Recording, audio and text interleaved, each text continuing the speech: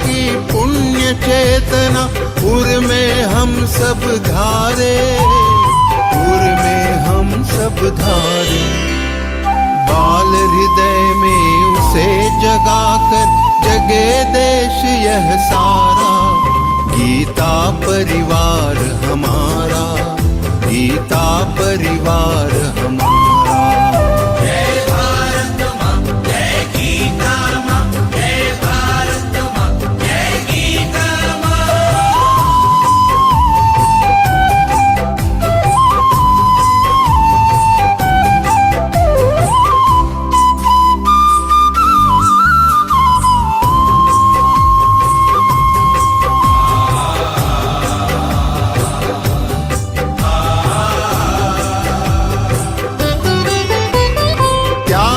सारी दुर्बलता को राष्ट्र समर्थ बनाओ।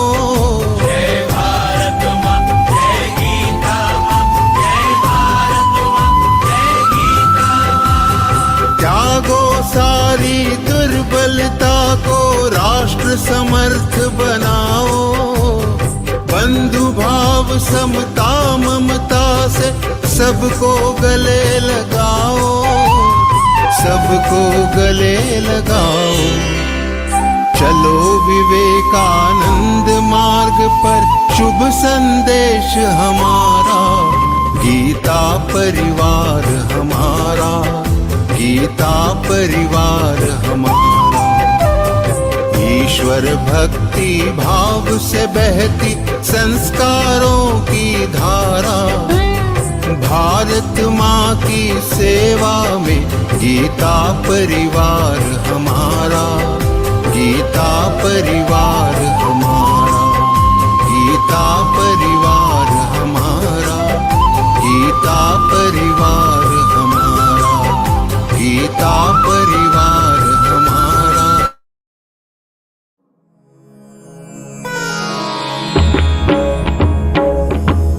श्री गुरु चरण सरोज रज निज मनु मुकुरु सुधारी। बरनउ रघुबर विमल जसु जो दायक फलचारी। बुद्धिहीन तनु जानिके सुमिरौ पवन कुमार। बल बुद्धि विद्या देहु मोहि हरहु कलेस विकार। जय हनुमान ज्ञान गुण सागर। जय कपी सति लोक उजागर। रामदूत अतुलित बल धामा। अंजनी पुत्र पवन सुत नामा। महावीर विक्रम बजरंगी। कुमति निवार सुमति के संगी। कंचन बरन विराज सुबेसा। कानन कुंडल कुंचित केसा। हाथ वज्र और ध्वजा विराजे। कांधे मूज जनेऊ साजे। शंकर सुवन केसरी नंदन। तेज प्रताप महाजगवंदन। विद्यावान गुणी अति चातुर। राम काज करिबे को आतुर। प्रभु चरित्र सुनिबे को रसिया। राम लखन सीता मन बसिया। सूक्ष्म रूप धरि सियहि दिखावा। विकट रूप धरि लंक जरावा। भीम रूप धरि असुर संहारे। रामचंद्र के काज संवारे। लाय सजीवन लखन जियाए। श्री रघुबीर हरषि उर लाए। रघुपति कीन्ही बहुत बड़ाई। तुम मम प्रिय भरतई सम भाई। सहस बदन तुमरो जस गावे। अस कहि श्रीपति कंठ लगावे। सनकादिक ब्रह्मादि मुनीसा। नारद सारद सहित अहिसा। जम कुबेर दिक्पाल जहाते। कवि कोविद कहि सकै कहाते। तुम उपकार सुग्रीवहि कीन्हा। राम मिलाय राजपद दीन्हा। तुम्हरो मंत्र विभीषण माना। लंकेश्वर है सब जग जाना। जुग सहस्र जो जन पर भानु। लील्यो ताहि मधुर फल जानू। प्रभु मुद्रिका मेलि मुख माहि। जलधि लांघि गए अचरज नाही। दुर्गम काज जगत के जेते। सुगम अनुग्रह तुम्हरे तेते। राम दुआरे तुम रखवारे। होत न आज्ञा बिनु पैसारे। सब सुख लहै तुम्हारी सरना। तुम रक्षक काहू को डरना। आपन तेज संभारो आपे। तीनों लोक हांकते कांपे। भूत पिशाच निकट नहीं आवे। महावीर जब नाम सुनावे। नासै रोग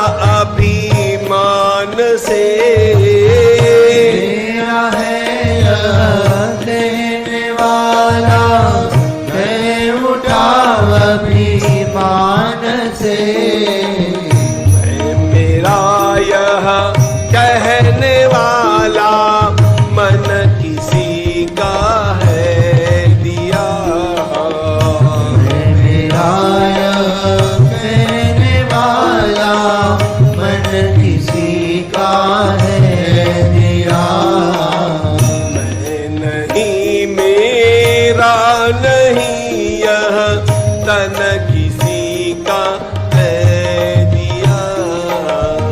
मैं नहीं मेरा नहीं यह तन किसी का है दिया।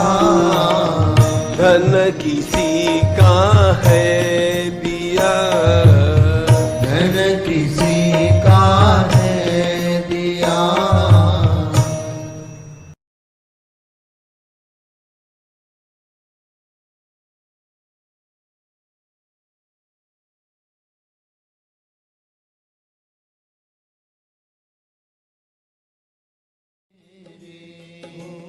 अब कोई न सहारा बिनु तेरे, नंदलाल सावरिया मेरे हो।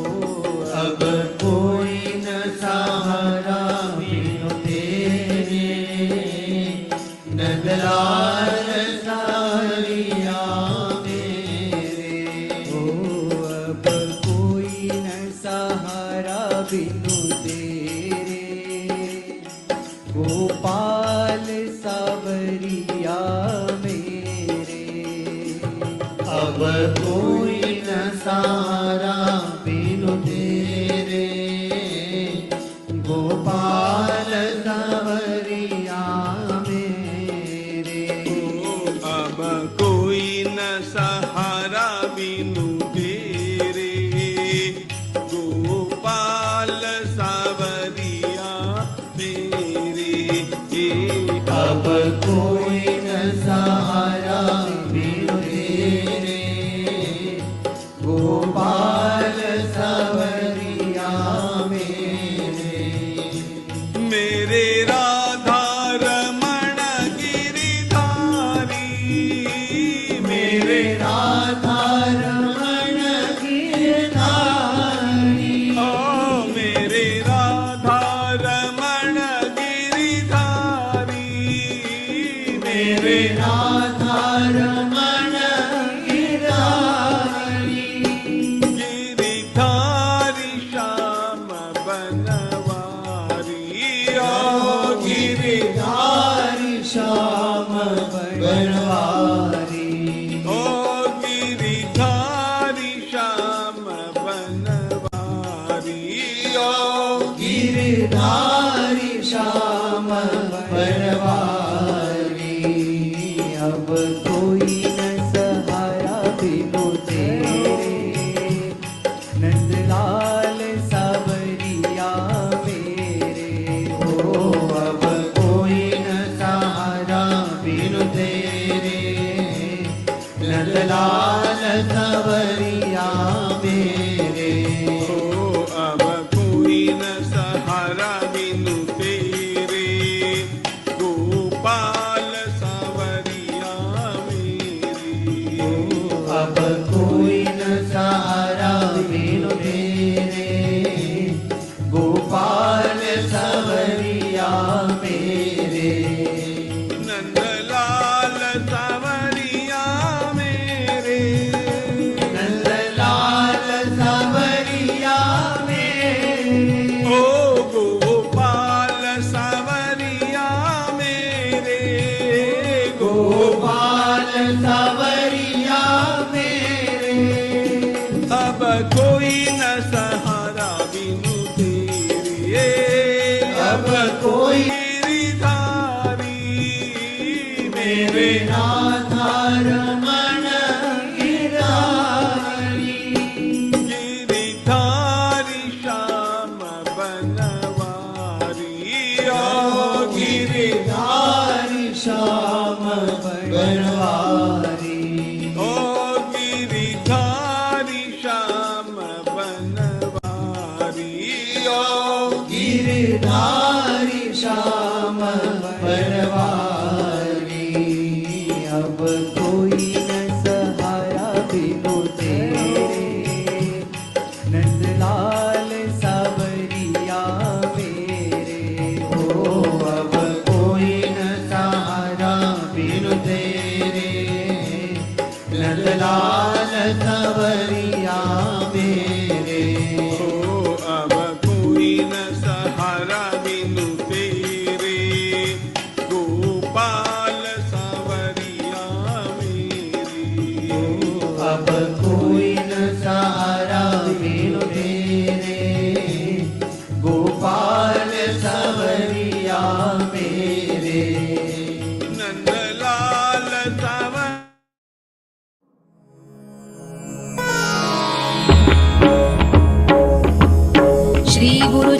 सरोज रज निज मनु मुकुरु सुधारी बरनउ रघुबर विमल जसु जोदायक फलचारी बुद्धिहीन तनु जानिके सुमिरौ पवन कुमार बल बुद्धि विद्या देहु मोहि हरहु कलेस विकार। जय हनुमान ज्ञान गुण सागर जय कपीसति लोक उजागर रामदूत अतुलित बल धामा अंजनी पुत्र पवन सुत नामा महावीर विक्रम बजरंगी कुमति निवार सुमति के संगी कंचन बरन विराज सुबेसा कानन कुंडल कुंचित केसा हाथ वज्र और ध्वजा विराजे कांधे मूज जनेऊ साजे शंकर सुवन केसरी नंदन तेज प्रताप महाजगवंदन विद्यावान गुणी अति चातुर राम काज करिबे को आतुर प्रभु चरित्र सुनिबे को रसिया राम लखन सीता मन बसिया सूक्ष्म रूप धरि सियहि दिखावा विकट रूप धरि लंक जरावा भीम रूप धरि असुर संहारे रामचंद्र के काज संवारे लाय सजीवन लखन जियाए श्री रघुबीर हरषि उर लाए रघुपति कीन्ही बहुत बड़ाई तुम मम प्रिय भरतई सम भाई सहस बदन तुम रोजस गावे अस कहि श्रीपति कंठ लगावे सनकादिक ब्रह्मादि मुनीसा नारद सारद सहित अहिसा जम कुबेर दिक्पाल जहाते कवि कोविद कहि सकै कहाते तुम उपकार सुग्रीवहि कीन्हा राम मिलाय राजपद दीन्हा तुम्हरो मंत्र विभीषण माना लंकेश्वर है सब जग जाना जुग सहस्र जो जन पर भानु लील्यो ताहि मधुर फल जानू प्रभु मुद्रिका मेलि मुख माहि जलधि लांघि गए अचरज नाही दुर्गम काज जगत के जेते सुगम अनुग्रह तुम्हरे तेते राम दुआरे तुम रखवारे होत न आज्ञा बिनु पैसारे सब सुख लहै तुम्हारी सरना तुम रक्षक काहू को डरना आपन तेज संहारो आपे तीनों लोक हांकते कांपे भूत पिशाच निकट नहीं आवे महावीर जब नाम सुनावे नासै रोग हरै सब पीरा जपत निरंतर हनुमत वीरा संकट ते हनुमान छुड़ावे मन क्रम वचन ध्यान जो लावे सब पर राम तपस्वी राजा तिनके काज सकल तुम साजा और मनोरथ जो कोई लावे सोई अमित जीवन फल पावे चारों जुग पर ताप तुम्हारा है प्रसिद्ध जगत उजियारा साधु संत के तुम रखवारे असुर निकंदन राम दुलारे अष्ट सिद्धि नौ निधि के दाता असवर दीन जानकी माता राम रसायन तुम्हारे पासा सदा रहो रघुपति के दासा तुम्हारे भजन राम को पावे जन्म जन्म के दुख बिसरावे अंत काल रघुबर पुर जाई जहाँ जन्म हरि भक्त कहाई और देवता चित्तन धरई हनुमत से सर्व सुख करई संकट कटे मिटे सब पीरा जो सुमिरे हनुमत बलबीरा जय जय जय हनुमान गोसाई कृपा करहु गुरुदेव की नाई जो सत बार पाठ कर कोई छूट ही बंदी महासुख होई जो यह पढ़े हनुमान चालीसा होय सिद्धि साखी गौरीसा तुलसीदास सदा हरि चेरा की जय नाथ हृदय महडेरा पवन तनय संकट हरन मंगल मूर्ति रूप राम लखन सीता सहित हृदय बसहु सुर भूप सियावर रामचंद्र की जय पवन सुत हनुमान की जय उमापति महादेव की जय।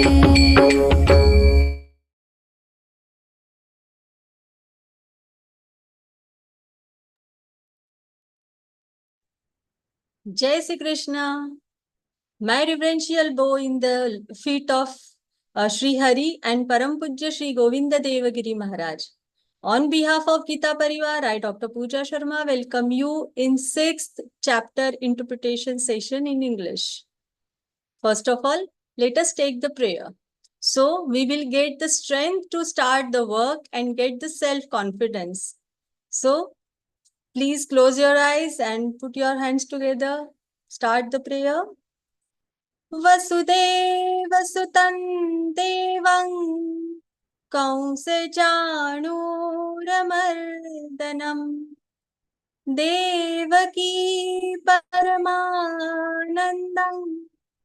कृष्णौ वन्दे जगद्गुरुम् श्रीकृष्णौ वन्दे जगद्गुरुम् जय Shri Krishna. Now move on to Deepa Prajwalan. I would like to invite Srimati Geeta Rameshji from Kannur, Kerala. She joined Geeta Pariwar in March 2021. She is giving seva as TA, CT, GC. Welcome, Didi.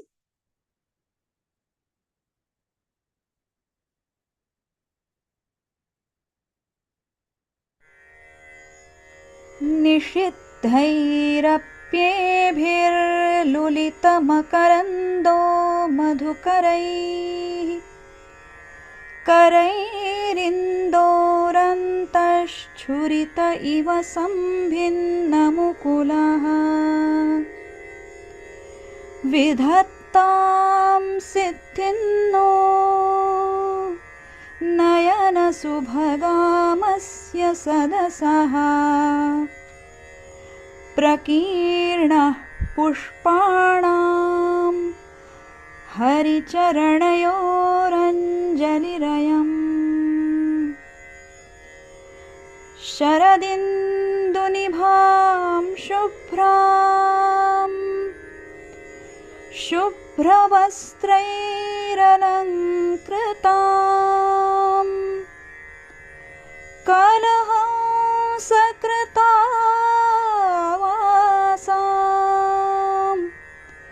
वरदां Sharada नुमः.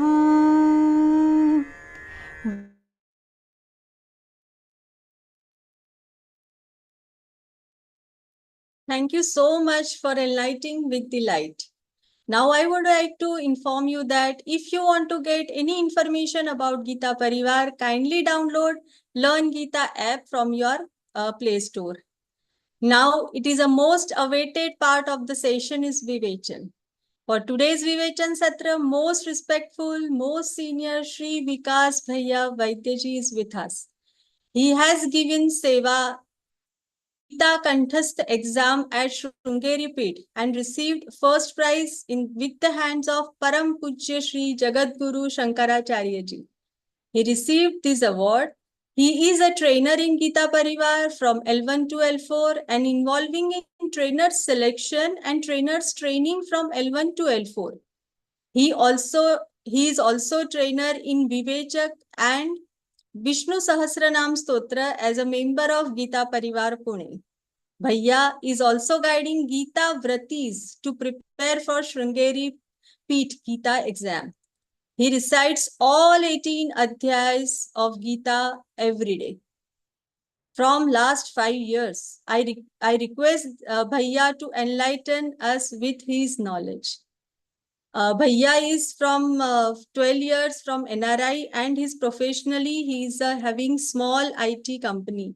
He's BE, PGDBM and also knowing the languages Hindi, Marathi, English, Indonesian, Malaysian and Spanish. Please Bhaiya, I would like to request you. जय श्री कृष्ण. पूज्य स्वामी जी के चरण कमलों में कोटि कोटि नमन. We are discussing Adhyay 6. Last time we had covered up to Shlok number 30. So today we'll start from Shlok number 31. Last time we ended with Shlok.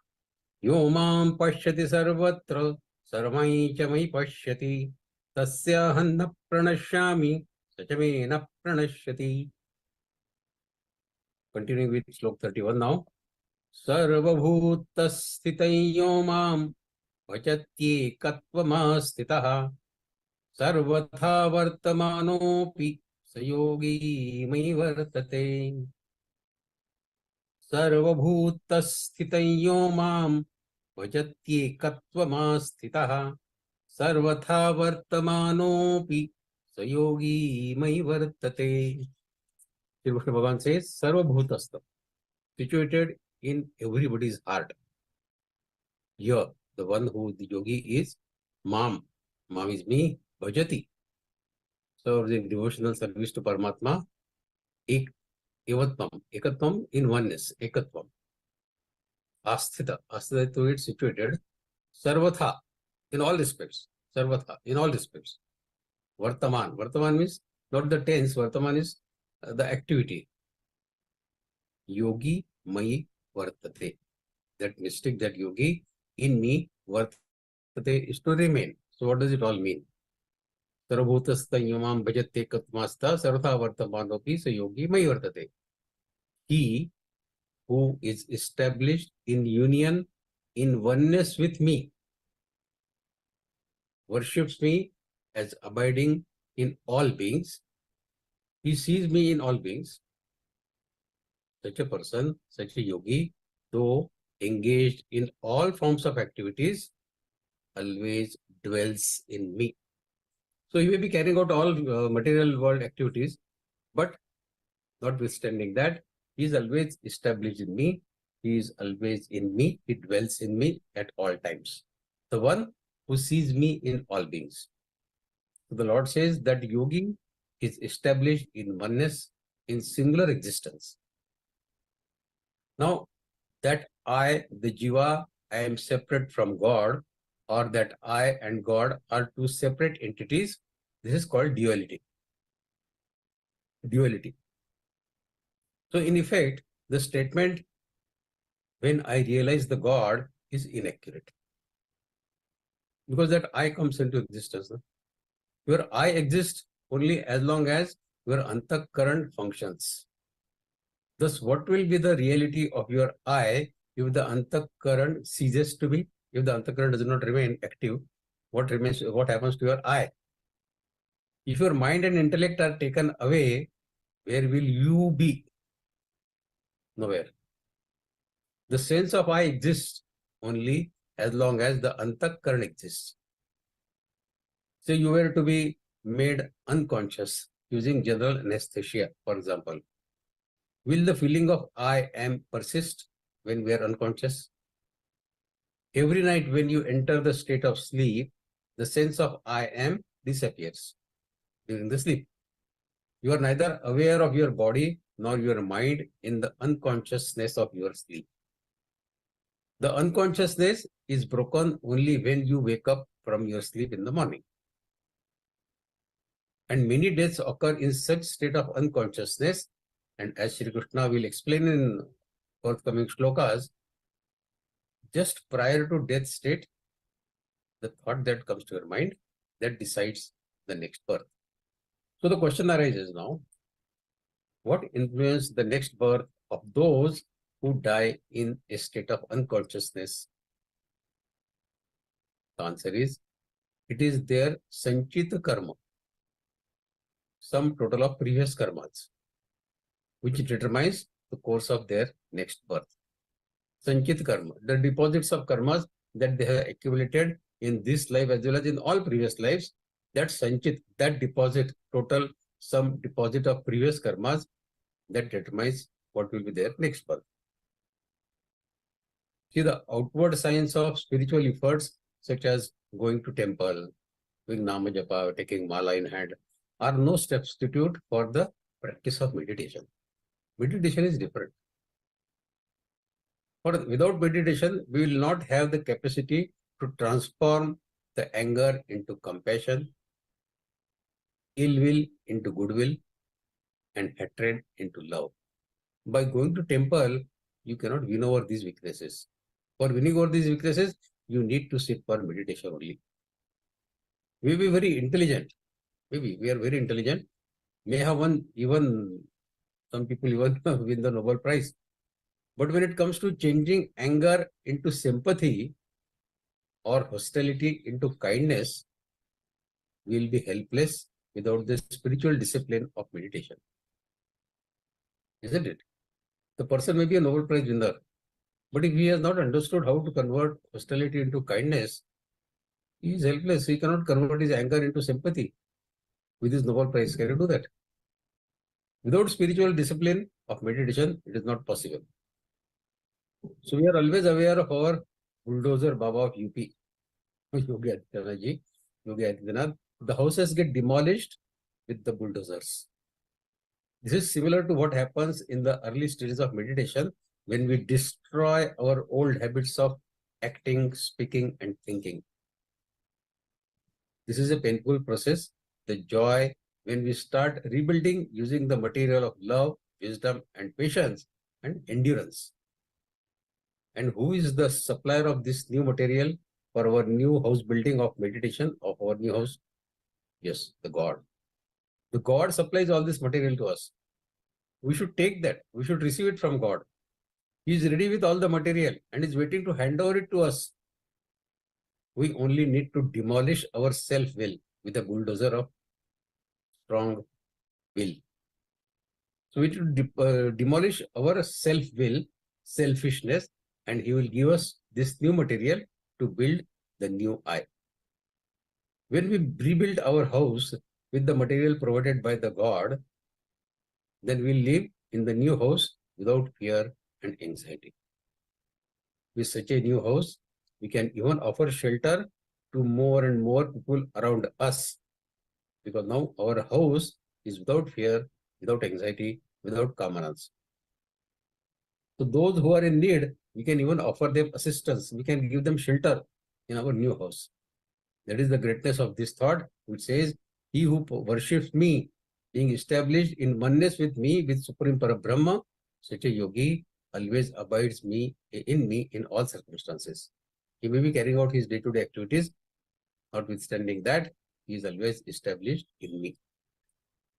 Okay, we go to next shloka now. Shloka 32.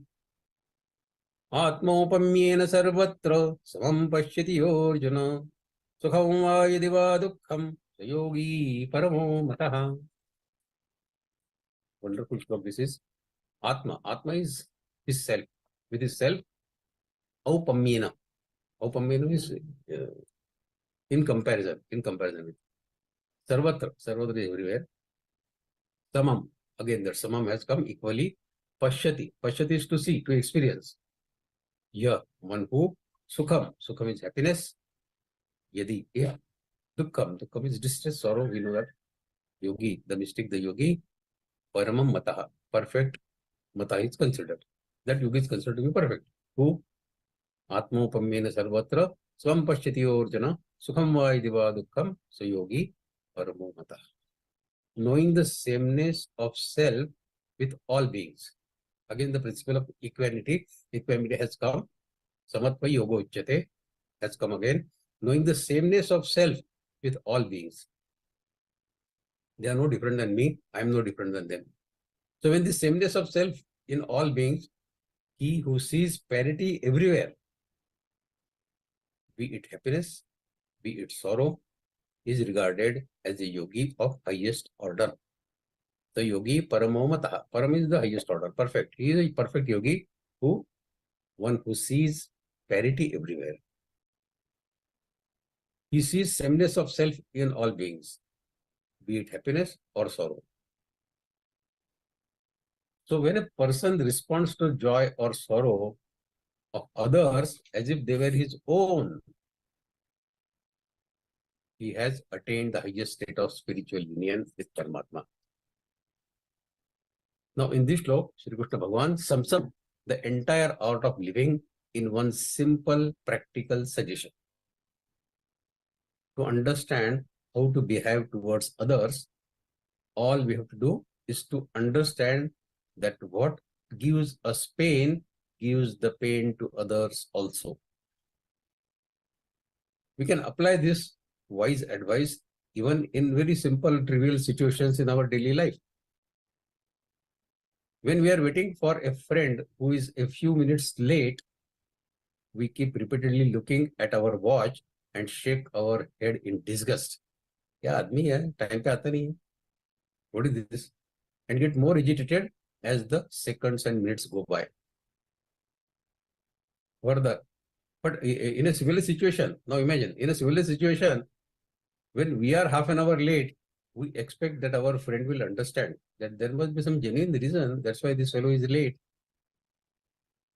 We should show our patience and understanding. That is what we expect. We expect others to overlook our shortcomings because we think we are special, having special virtues. If you want people to be considerate towards you, be considerate towards them first. When someone makes a sarcastic remark about us, we are not exactly delighted, obviously not. Therefore, we cannot afford to make sarcastic remarks on others also. There is nothing much to elaborate this any longer. What offends you offends others also. As simple as that. Put yourself in the shoes of others and look at things from their point of view. Then we understand how they feel about it. In fact, we don't express or speak out many thoughts that come to our conscious about others. मन में बहुत विचार आते हैं.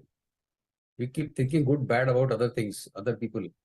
If we could open our inner ear to the thoughts that are coming in our own mind, we will ourselves be surprised to hear these hateful thoughts making such horrible noises in our consciousness.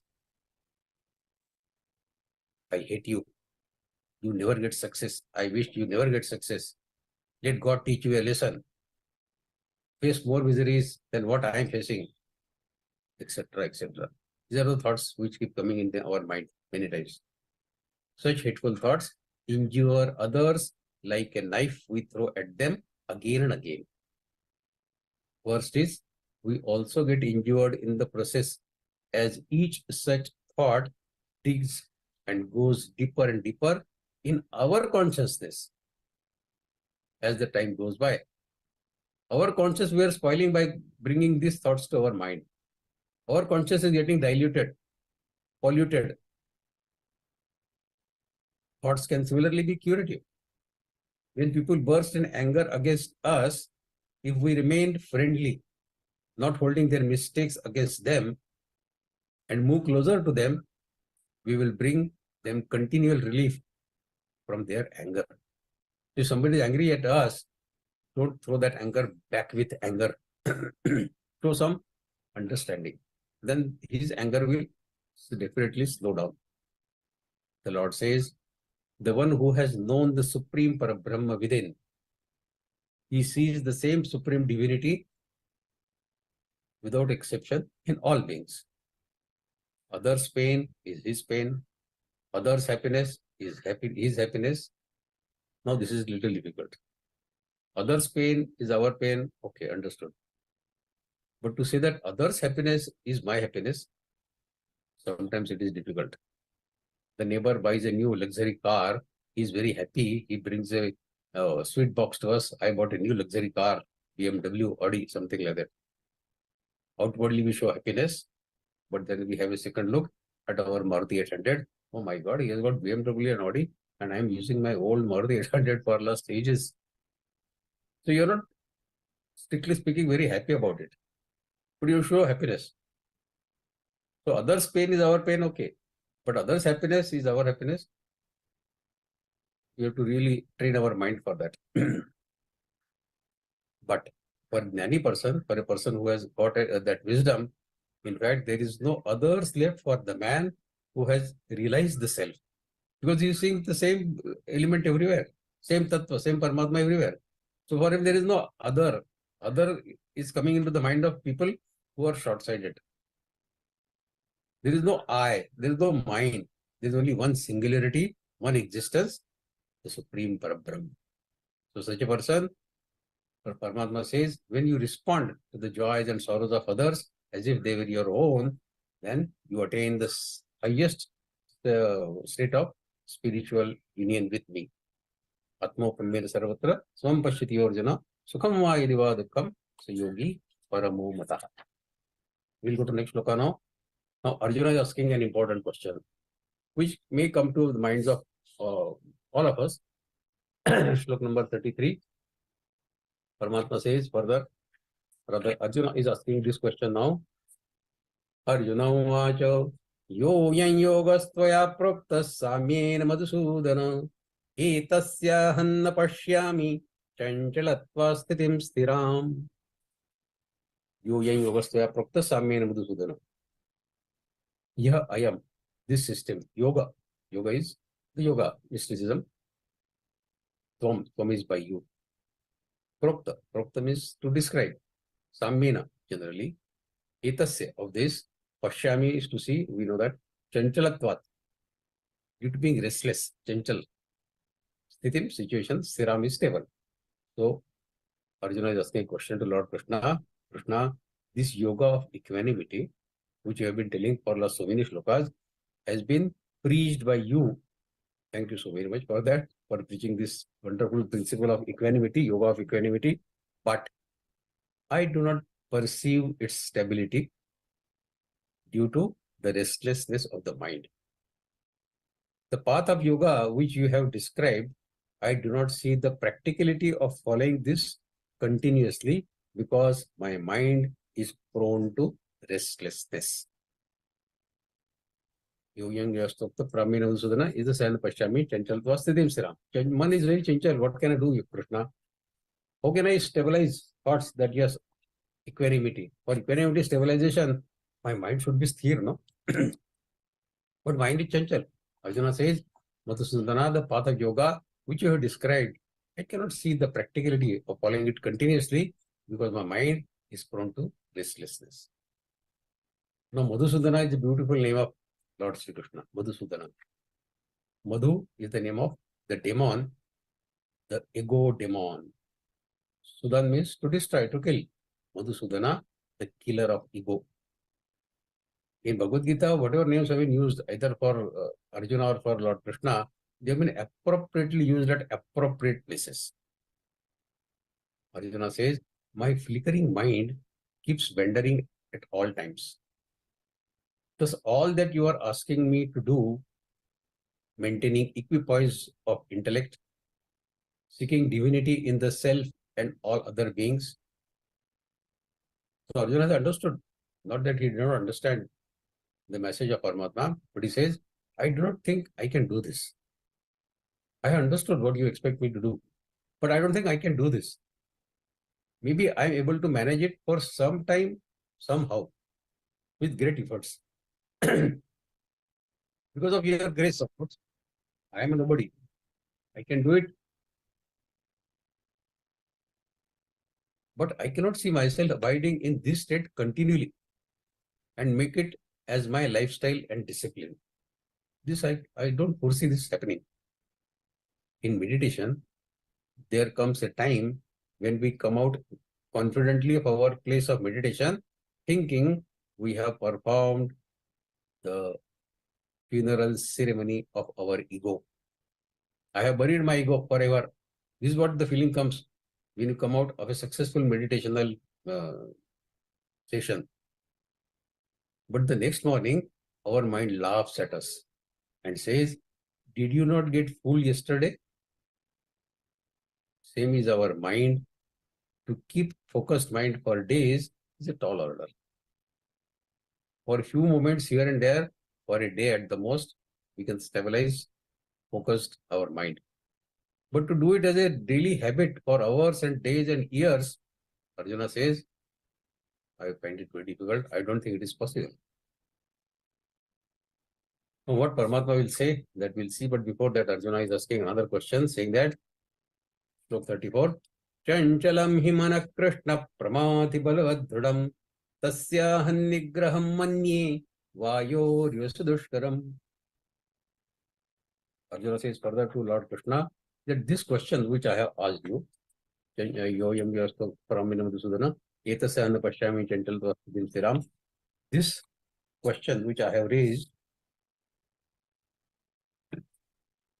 Shloka number 34, yeah, Chanchal himana Krishna, this Arjuna is asking question, Chanchal, this flickering, Pramati is strong, agitating, Balavata is also strong, Dhrudam is obstinate, stick to something, not change at all, Tasya, it's Nigraham is the restraining, subduing, Manye is to think, Vayu is the wind, Eva means like, comparison.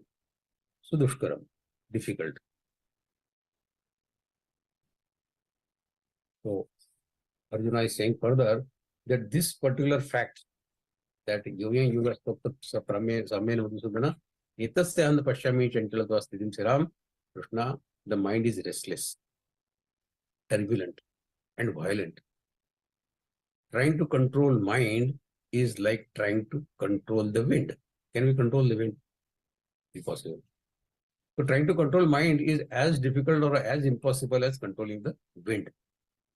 How is that when we sit for meditation, our mind goes and makes us sit in a Pizza Hut or in a mall or in a theater or in a restaurant?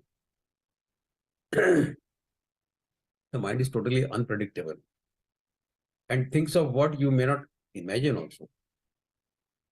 For example, you are in Rishikesh.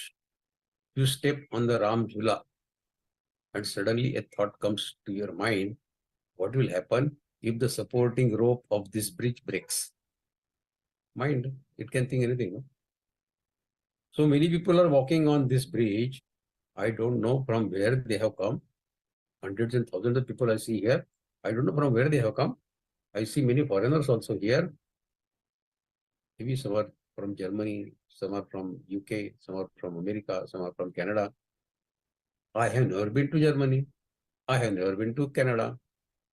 When will be able to make visits to Canada or to USA? As soon as I go back home, I will take out my passport and then I will apply for visa. This is mind, useless thinking going on in the mind. A cascade of thoughts getting built in a split second. Arjuna is presenting this case of mind to Lord Krishna. Arjuna presents this doubt to Lord Krishna. He cannot see himself abiding in the state described by the Lord, expected by the Lord, given the turbulent nature of the mind, which does not stick to one thought even for a few seconds. How can I control such obstinate and powerful mind, Krishna? So this is the question Arjuna is asking. Now what solution Paramatma will suggest to this? We'll see in the next shloka. Lord will reply to this doubt of Arjuna, saying that Śrīmad-Bhagavadgītā Vacho asamshayam mahabaho no durnigrahanchalam abhyasena tu kanteya vairagyena cha grihyate. Paramatma instantly agrees. Yes, Arjuna, what you say is 100% true. I fully agree with you. Man is chanchal. To take hold of mind and teach him all these things is not so easy. I agree, fully agreed. Now, having agreed, Paramatma does not only agree. He says, it is true that mind is restless and difficult to control. Agreed. But if Paramatma only agrees with the doubt of Arjuna, then he is not Paramatma. He has to offer some solution. No? That was the intention of Arjuna asking the question. In the first line, Sri Krishna Bhagavan agrees with Arjuna. In the next line, he says, Krishna Bhagavan says, there is no doubt in what you are saying, Arjuna, that this mind is restless and difficult to control. But abhyasena tu kaunteya vairagyena cha grihyate. This twin-pronged solution, the mind can be conquered by regular practice, abhyas, and vairagya, detachment. So abhyas and vairagya, these two are the tools with which we can control our mind. It is difficult to control mind, but apply these two tools and win over your mind, Paramatma says. See, what a comforting and what an encouraging assurance from Krishna. He is giving to us this comfort, Lord Krishna. Krishna Bhagavan says, keep patiently practicing all the precepts I have explained so far in Gita and practice with forbearance, Sahishnuta, and Dhrudatva. Dhrudha. Now, what is abhyas? Doing the same thing again and again is abhyas. Reciting the table from 2 to 30. During our childhood, we used to recite this every evening, 2 to 30. Father would come at 7 o'clock from the office and he will say, okay, give me the table of 29, then we should 29, 20, like that. So that used to be the daily abhyas in the evening, those days. Abhyas is doing same thing again and again. Now what is Vairagya? Vairagya means disconnecting ourselves from the material world. Is Vairagya. Not running away from the life, but disconnecting from the material world. That helps us in giving our life devoid of kamanas. The material world, only thing that is does to us is raising innumerable kamanas in our mind, in our intellect. If we disconnect ourselves from the material world, our kamanas drop down, vanish, and that is Vairagya. And when there are no kamanas, the chitta does not get attracted towards any sensory objects. In absence of Vairagya, even a jnani person, a person who has already got the wisdom, he can get derailed if Vairagya is not followed by him. So Vairagya is the precondition, Abhyas and Vairagya. So even the jnani can get derailed and get attracted towards the material pleasures, material objects. Anger, jealousy, malice, these are the weaknesses we all have. Instead of giving in to them, we should turn our back to these petty demands for attention and go against our frustration and anger when these demands are not met. With the sustained practice of meditation and sustained detachment from the ego, Shri Krishna Bhagavan is assuring us that we will be able to reach him. Abhyasana konte vairagya grihiyate. In short, Abhyas and Vairagya make our mind, senses restrained and regulated, controlled. And once the mind is restrained, our efforts of yogic sadhana, they start yielding the expected results. This is what Paramatma is teaching us step by step. Now, as I said, if Vairagya is not attained, then we cannot march ahead on this path of spirituality. This is a small story. Ramakrishna Paramahamsa, the Adhyatmic Guru of Swami Vivekananda, he says that one day I was standing in my ashrama in the winter morning in the sun. I was enjoying the sun and was standing in the ashrama. I was looking at the sky. I saw a bird taking rounds in the sky, round and round and round. After 5 minutes, I saw a black small dot in the sky. I was wondering where this fellow is going. With every round, he's going up and up and up and up. Now I can hardly see him. Has he found a path to heaven? Is he going to Swargaloka or what? That thought came to my mind, he says, and suddenly I saw that big bird nose diving on the earth, speedily coming down. I got worried, has some bullet hit him? Has some arrow hit him and he's coming down so rapidly? What happened? And that bird, it came down on the ground and just a few feet away from me, it was sitting on the ground. I was curious to know what exactly this bird is doing on the ground. He was so high, and within a fraction of a minute, he has come down. When I saw, he was enjoying eating a dead rat. That eagle-type bird who was at that height, Ramakrishna Paramahamsa thought he found a way to the heaven. He got attracted by a dead rat. People like us, we see a lot of such dead rats around us in the material world. And we keep getting attracted to such dead rats day in and day out. Krishna Bhagavan says, Vairagya. If you want to attain, if you want to march ahead on the path of spirituality, first thing is you have to do the sadhana again and again, Abhyas, and then Vairagya. Cut away from these attractions of material world. Dead rats will be many. Don't get attracted to dead rats and spoil your spiritual sadhana. Abhyasena konteya vairagya grihiyate. Okay, we go to next shloka now. Asanyatmana yogo dushprapa iti me matihi vashyatmana tu yatata shakyo vaptumupayataha. Paramatma says, he who lacks the self-control, will find it very difficult to progress on the path of meditation. Self-control is a prerequisite for progress in meditation. But those who are earnest in their practice of meditation and self-restraint, they will attain the goal. They will attain the goal for sure. If we are prepared to base our lives on meditation and follow Shri Krishna's instructions given in this Adhyaya of Atma Sanyam, exactly verbatim as given by him, union with Lord Krishna is possible. This is a guarantee from Lord Krishna himself. But if we are lethargic, if we start on spiritual path with a big bang and end up in a whimper attaining the initial state, but then giving up our efforts, then meeting the Lord is not possible. The Sanskrit word Arambashur. Arambashur means hero at the beginning.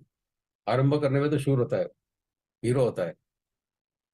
So Arambashur describes people like us. They start with big enthusiasm. Yes, from tomorrow I will do meditation. One day, 2 days they do, and then third day they sleep out to 8 o'clock in the morning. So this describes the second type of people who are Arambashur. Those who are steadfast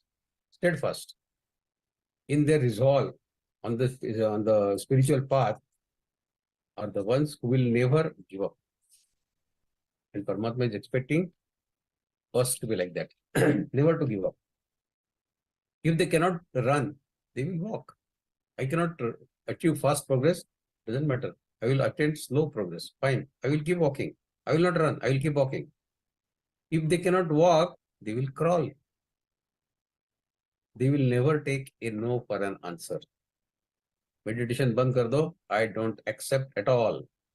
I will keep doing meditation the way I want or I can do. If we keep crossing the obstacles which come our way and make the most of these opportunities, we will discover that there is in fact joy in overcoming what seemed once to an immovable obstacle. When we cross over the obstacle, we get rejoiced ourselves. And we start telling ourselves, oh, it is not as difficult as I was imagining. I can do it now. And that I can do it gives you enough energy to march further ahead. It is like a petrol. It is like the fuel, which makes our determination more strong. But that initial walking one has to do. There is no other way. Nobody can do it for you. In the initial stages of meditation, these efforts to grow are indeed very painful. To get up in the morning, painful. Because they usually require us to go against our self-will.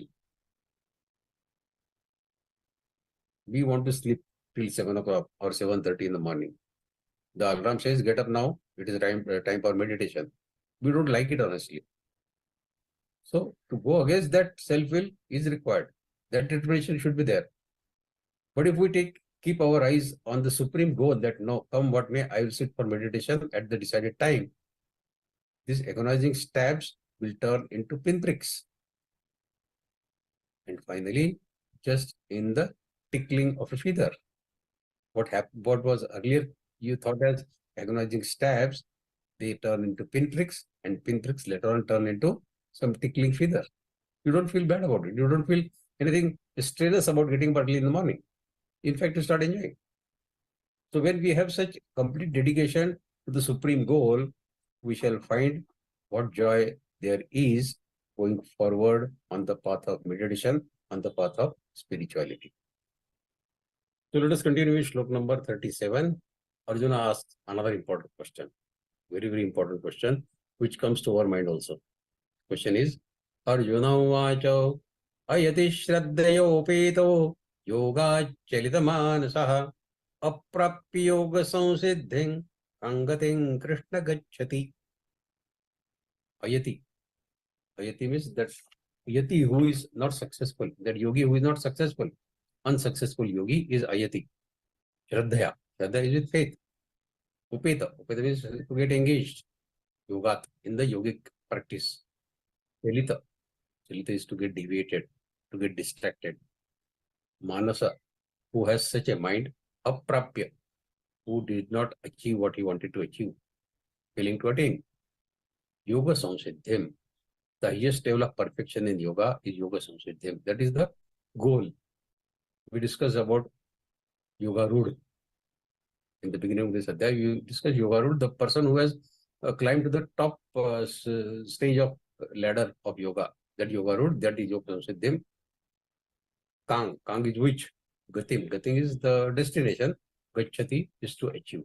So Arjuna's question is very clear. Arjuna's question is, what destination an unsuccessful yogi attains?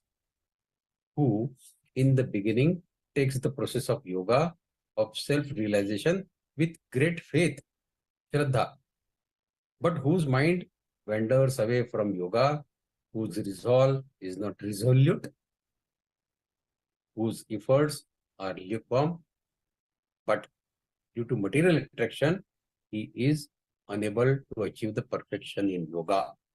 Where does he go? Very clear question from Arjuna. Where does such unsuccessful yogi go? On hearing the difficulties in stabilizing the mind, Arjuna now raises another pertinent question. Very relevant question. What happens to the one who wants to trade on the path of yoga, but his resolve is weak? His mind is fickle. His efforts are half-hearted. And he has faith in yoga, that he will attain Paramatma through yoga, through meditation. He has that deep faith. But his efforts are not complete. His mind is fickle. He gets distracted in the process. What happens to him? Arjuna's question is, what is the fate of such a person who does not manage to perfect yoga, or who is unable to trade on the path with determined resolve and consistent practice? Ek din kiya, do din nahi kiya. What happens to that yogi who is on the path of spirituality, meditation? He does it consistently for many days, many months also, but somehow gets distracted. Now, this situation is like a person who reaches a railway station when the train has just departed. He ran all the way from his house to the station, but seeing the train departing, he just missed the train. He reached there, but the train had just departed. Well, the same is true for us, isn't it? We keep missing the train of our life. Our priorities are different. First we say, let me first get established in my business or in my job. Let me settle down in my life. Let the children get settled, and so on and so forth. But in the meantime, the train of spiritual evolution departs from the station. We keep waiting and waiting, and then the train has already gone. You cannot stop the train of life. It waits for no one. The train of life waits for no one. After all, can you prevent death from knocking your door? Nobody can do it. Can you ask the death to come after some time? Will it accept your request? All the wealth you earn in your whole life cannot get you even 1 second of extra life.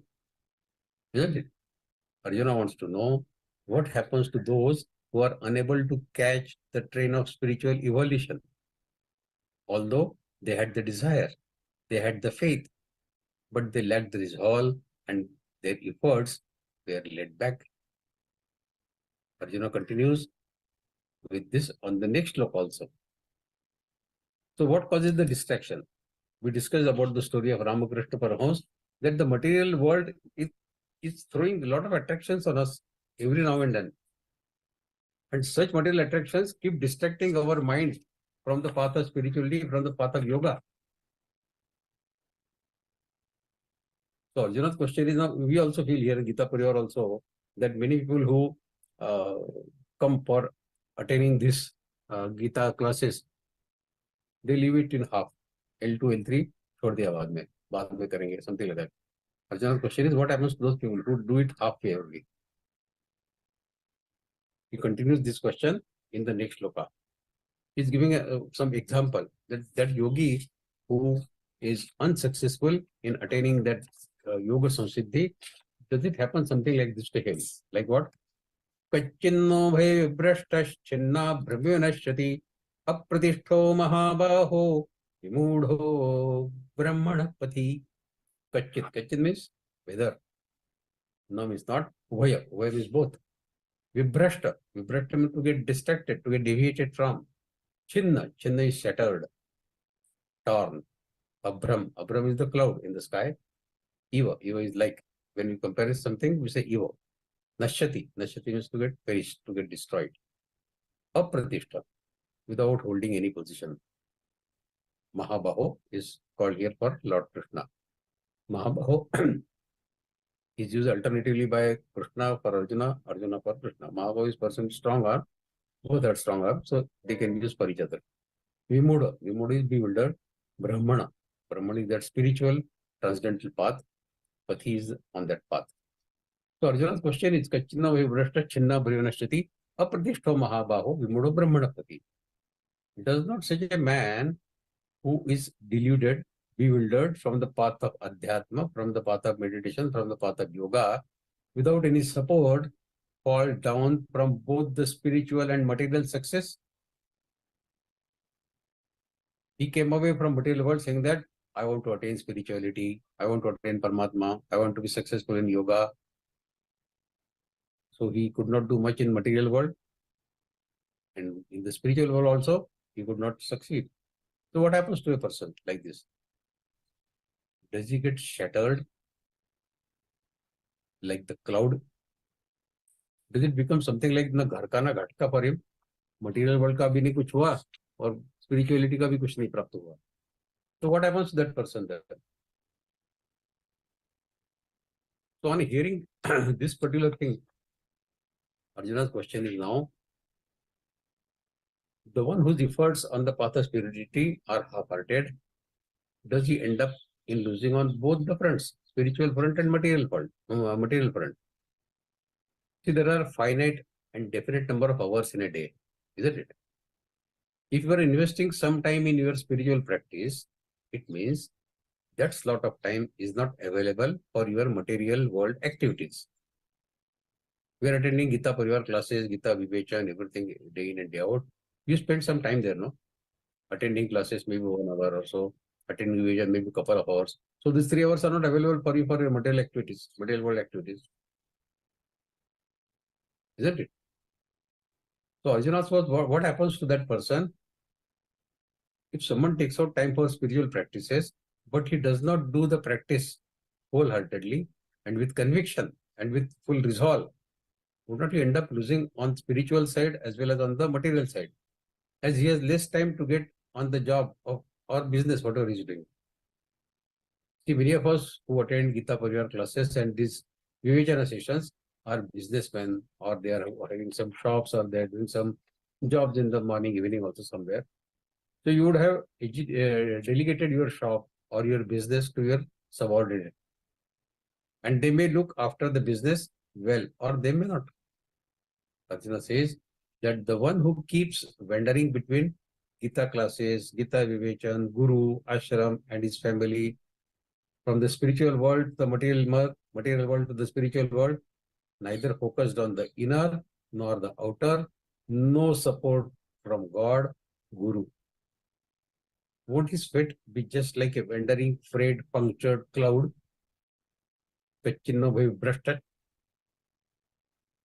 See, who can become your support? Who can provide you the refuge, ashray? Who can become your friend? As the Lord has explained earlier also, you alone can be your friend. We have studied in this day itself. So you alone can become your friend and your support. All that. That means the one who does not become his support, does not he end up losing from both the sides? Will it not be lose-lose situation for him? Ye bhi nahi mila, wo bhi nahi mila. Lose-lose situation. Attaining neither the God nor attaining the success in material world. So Arjuna's question is that, what happens to that person? He further says, Shloka number 39, Etanme samshayam Krishna Chettumarhasya sheshatah tadanyas samshayasya chetta nahyupapadyate. Krishna, only you can reply to my question. Only you are capable of replying to my question. Etat is this samshayam, this doubt of mine. Chettum is to dispel, to destroy. Arhasi, to request. Asheshata is completely. Samshayasya, of the doubt. Chetta is to remove. Upapadyate is to be found. Now Arjuna says, Krishna, please alleviate, please remove this doubt, because which doubt? What happens to that yogi who is unsuccessful in his path of yoga? He leaves it half, he gets distracted before he attains the yoga samsiddhi. What happens to him? Whether he gets withered away like a cloud in the sky. We see many clouds in the sky, no? Sometimes from a big piece of cloud, a small piece gets separated. Here it goes after some time. When we see in the sky, we don't see anything of that small cloud piece which gets separated from the big cloud. So your question is, does it happen like that small cloud which gets separated from the big cloud, that it ceases to exist? So please remove this doubt from me, because it is not possible for anyone but you alone to dispel it completely. No other than you can extricate, can remove, take out me from this web of delusion. You are the only person who can help me to come out of, emerge out of this confusion. What happens to that yogi? So no one, no one other than you, can solve this problem of mine, Arjuna says. You see, there is a small story. There was a yogi. One devotee came to him saying that, I want to do meditation. I want to learn meditation from you. I want to learn yoga from you. So he said, okay, I will teach you yoga. But can you do a small job for me? Yes, I will do whatever you want. Take this small box. Okay. And I have a friend who is around 5-6 kilometers from here. He is also a yogi. This box is to be delivered to him. Can you please do it? He said, yes, I can do it. Okay. So he takes that small box and he starts walking on the road. After walking 2-3 kilometers, he gets tired. Then he finds a tree, sits down below that tree, and then thought comes to his mind, what may be there in this box? This fellow is giving me a box. What can be there in this box? Let me see at least what is there. I will not take out anything from the box, but let me at least see what is there in the box, which this fellow is sending all the way to that another friend of his. So out of curiosity, he opened the box. A white rat, it just jumped out of the box and vanished in the bushes somewhere. This fellow got scared. He hurriedly closed the box, and as if nothing had happened, he started walking. When he reached that another yogi friend of that fellow, he handed over the box to him, saying that your friend has given this box for you. Okay, fine. Then that yogi opens the box. He says, this box is empty. Then he comes to know from this fellow that yes, you opened the box and all sorts of things. Then he said, okay, tell your yogi that I have received the box. Thank you. Then he goes back to his original yogi. Then yogi says, have you given the box to my friend? He said, yes, I have given the box. Okay, now 2 things have happened when you were going to him. First thing is, you got tired by walking just 2-3 kilometers and you sat down, right? He said, yes. So you have no control over your body, right? Yes, no control over body. Then you sat down and then you opened the box. You have no control over your mind also. If you have no control over your body, if you have no control over your mind, forget about meditation, forget about yoga. First learn how to control body. First learn how to control mind, how to restrain mind. These basic things one has to learn before he even thinks of meditation or before he thinks of going on the path of spirituality. Okay, let us proceed further. Shloka number 40. Śrī-Bhagavānu vāca Pārthane vehanamutra vināṣastasya vidyate nahi kalyāna krit kaśchit durgatin tata gacchati. Now this is a great assurance Paramatma is giving to all of us. Paramatma says, no iva, never is so. Amutra. Amutra means in the next life, vinash. Vinash is destruction. Kalyanakrit, one who is doing pious, auspicious activities. Durgatim is to get degraded, to fall down to lower positions. So Krishna says to Arjuna, a person with spiritualistic intent, that is, a transcendentalist, engaged in auspicious, sattvic, pious karma, does not ever come down to any catastrophic, that is, does not mean with any destruction, either in this world or in the next life. So whatever you do never goes west.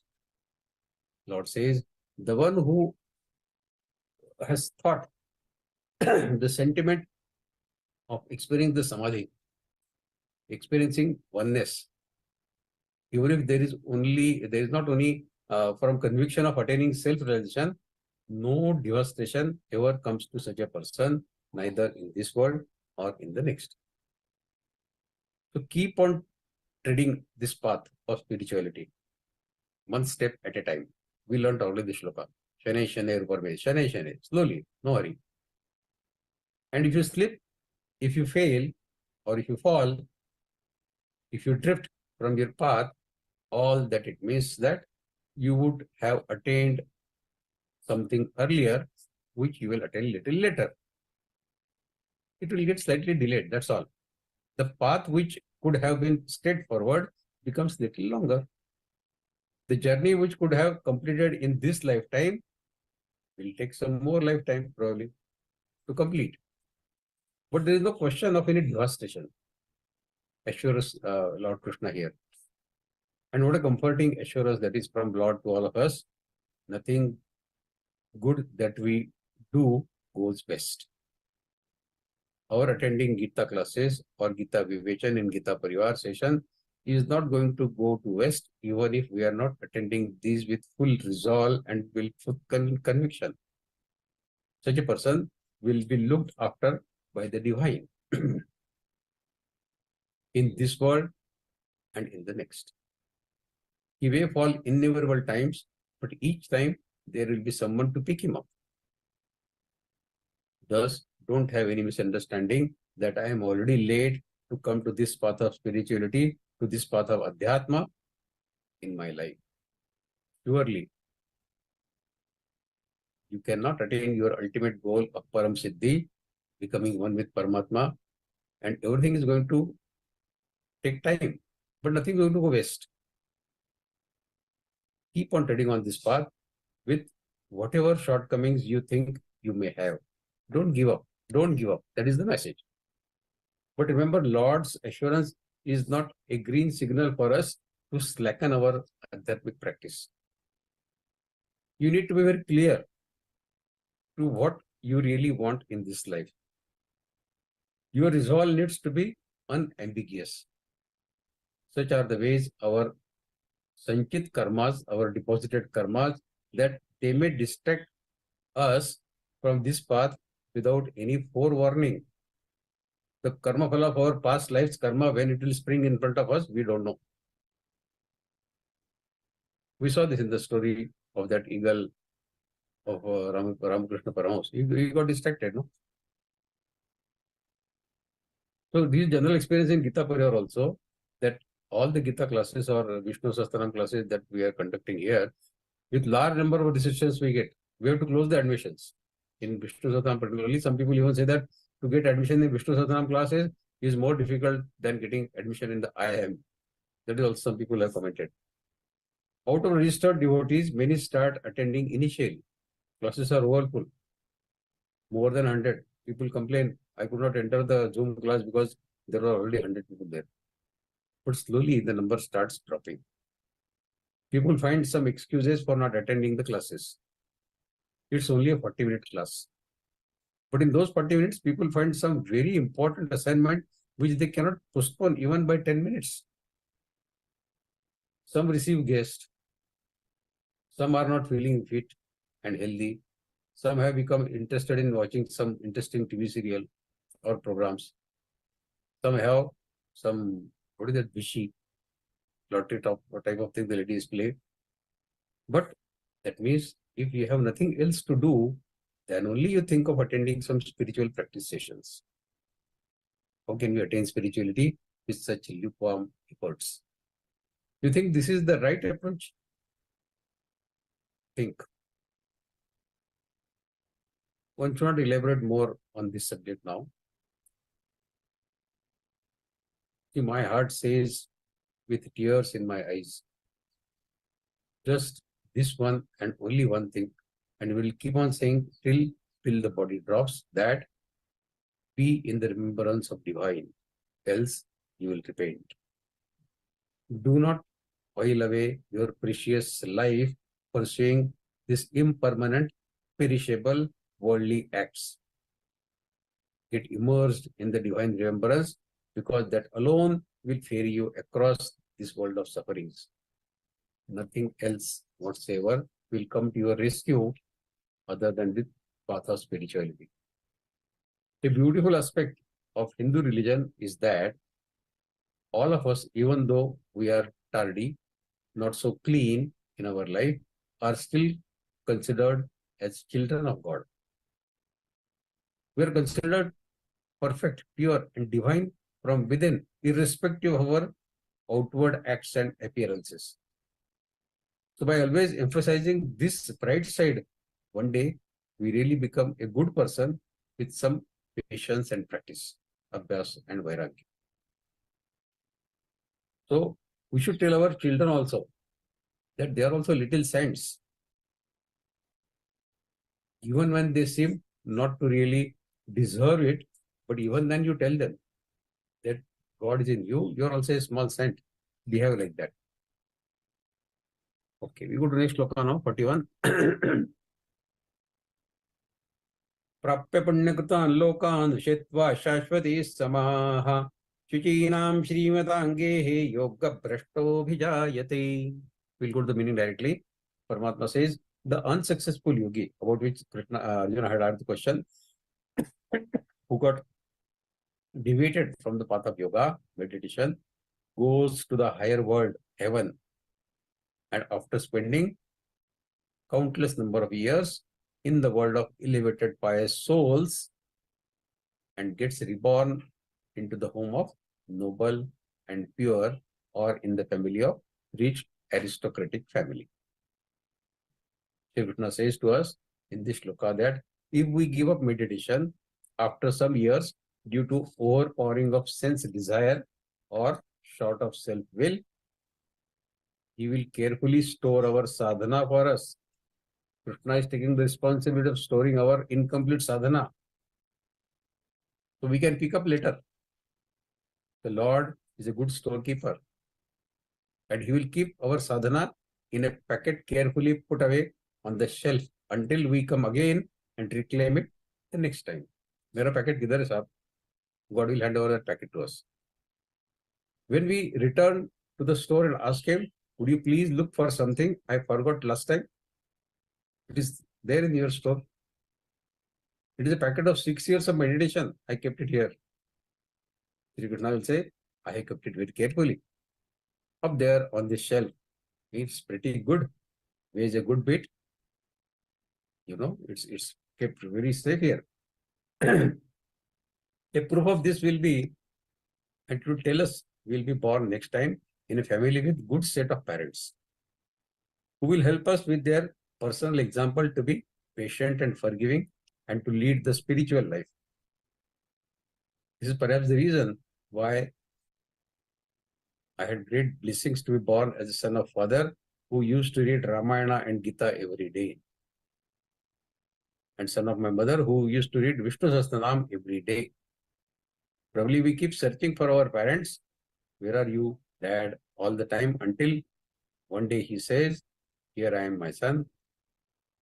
I did all this for you and you have picked up well from me. So this is an assurance from Paramatma that you get born in a good family when your karmas are good.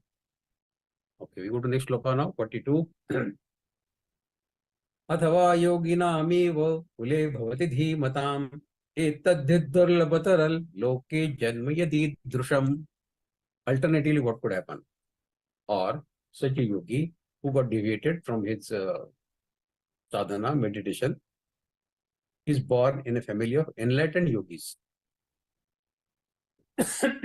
But this kind of birth is durlabh, very difficult, rare. In this phenomenal world, to get born in a yogi family is very rare. The Lord says that alternatively, that yoga bhrashta, that means it's not a bad thing to say yoga bhrashta. Yoga bhrashta is only that he got deviated from his path of yoga, is yoga bhrashta. Then yoga bhrashta yogi gets reborn straight away, they say within 3 days, in the household of a dispassionate yogi. He does not have to pass through even heaven.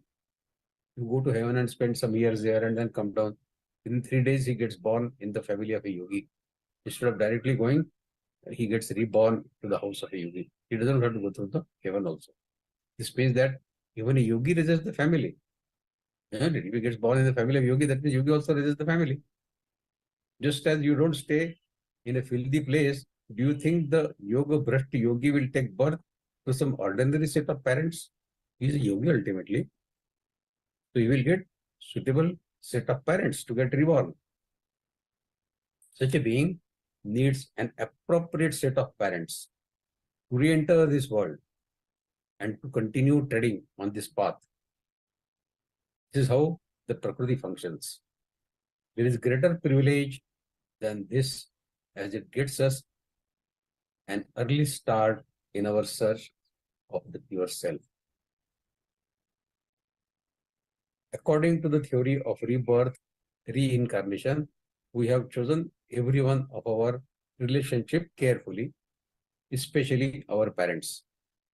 Our scorecard of samskar gets filled for a perfect match. It gets tallied.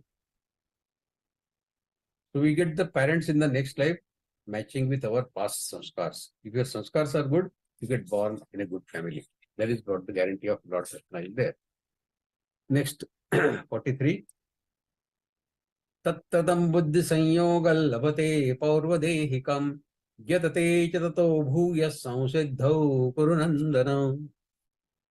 On taking such a birth, Lord Krishna says, his divine intellect consciousness gets revived from his previous body, from his previous life. And he strives harder than before to progress further in order to achieve, in order to attain the highest goal. What is the highest goal? The supreme divinity, Samsiddhyam, Paramgati.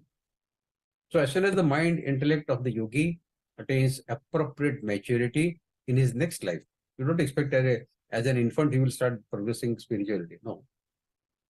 As soon as he attains the appropriate maturity in his next life, he resumes his sadhana from where he had left in his previous life. The spiritual wealth he had accumulated in his previous life comes along with him. Like savings from the old passbook of our bank gets carried forward to the new passbook. When you get new passbook, that does not mean it starts from zero. Whatever was the saving balance in our previous passbook gets carried forward. So same thing happens in our sattvic karmas also. Whatever we have left half in our previous life, we start from that point onwards. See what an immensely consoling and comforting assurance that the Lord Krishna is giving to all of us. Whatever number of steps you have climbed on the spiritual ladder in this life, the last step will be the starting point for you in your next life. You don't lose your spiritual wealth. It goes with you, unlike the material wealth that one keeps running after. We keep running after material wealth, but never comes with us. The spiritual wealth comes with us in our next life as well. So to say that we came empty-handed and we'll go empty-handed is factually incorrect. We don't go back empty-handed. People like who are studying and understanding Geeta are guaranteed not to go empty-handed from this world in the next life. We are going to carry this spiritual wealth for sure. This guarantee is from Lord Krishna. Nothing will go waste. In the next life, you will not have to search for a guru. He will come searching for you. Like in this life, for many of us, Geeta Pariwar came searching for us. Guru is Jnana and not some physical person. The Jnana will keep searching for you. Shri Krishna establishes the principle of rebirth. in these two shlokas, 42 and 43, what we have read. How the sanskars of previous birth get stuck you in this life is also explained by Sri Krishna. This is like a huge computer program developed by Paramatma. No one can make even the slightest change in this program of God. This program provides freedom to Jivatma for thinking whatever he wants to think, freedom for doing whatever karma he wants to do. This means Paramatma's program allows Jivatma to decide his future journey based on his past karmas. See, every small bit of karma you do gets forwarded as an addition to an already collected stock go down of our karmas. There are three things relevant to this discussion we need to know. One, Kriyaman. Kriyaman means immediate return of our karma, reward or punishment, whatever you call it. Kriyaman. Second is Sanchit. Sanchit is a deposit of karmas, where your karmas gets deposited life after life. That is Sanchit. And third is Prarabdha. The karmas from Sanchit, they prop up at an appropriate time, which is not in our hands, in any life. This life or next life or next to next life. We don't know when. And you'll have to face the result, return, reward of that previous karmas. That comes in the form of your Prarabdha. But Nishkam karma, that means karma devoid of return, reward, expectation or attachment or kartatva abhiman, takes you closer and closer to Paramatma in every life. So for Nishkam karma, there is no question of Kriyaman or Sanchit or Prarabdha. Nishkam karma follows a different track altogether. It does not follow this track. So let us proceed on to Shloka number 44. Purvabhyasena tenaiva hriyate yavashopi saha jidnyasurapi yogasya shabda brahmati vartate.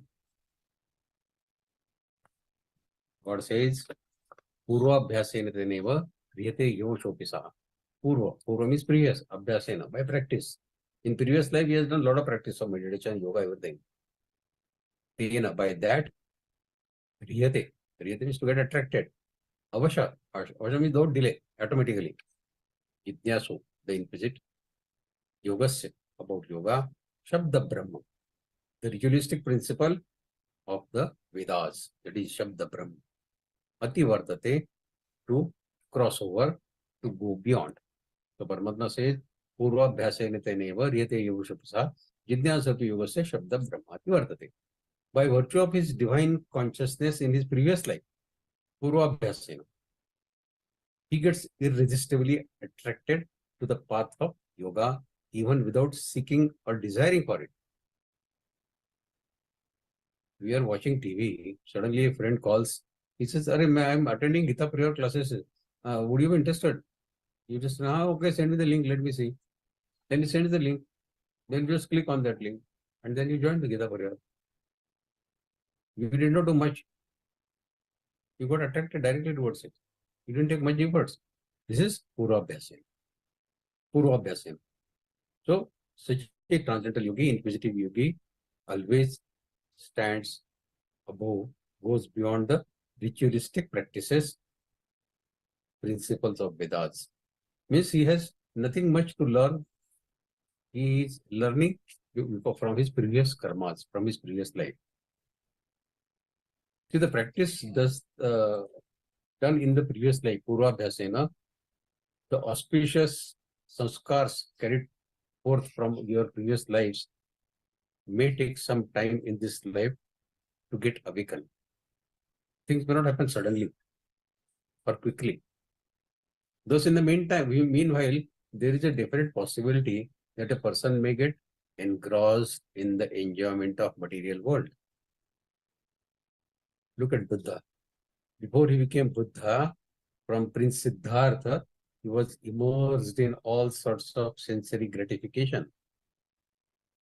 But then a time came when, as if hit by some bolt of lightning, he abruptly relinquished everything and became a sannyasi.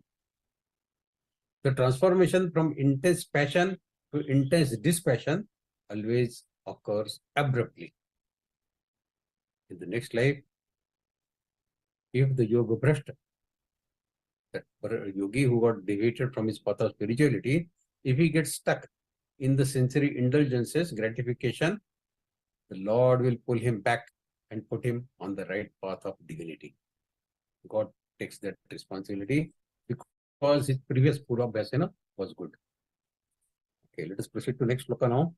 Shloka number 45.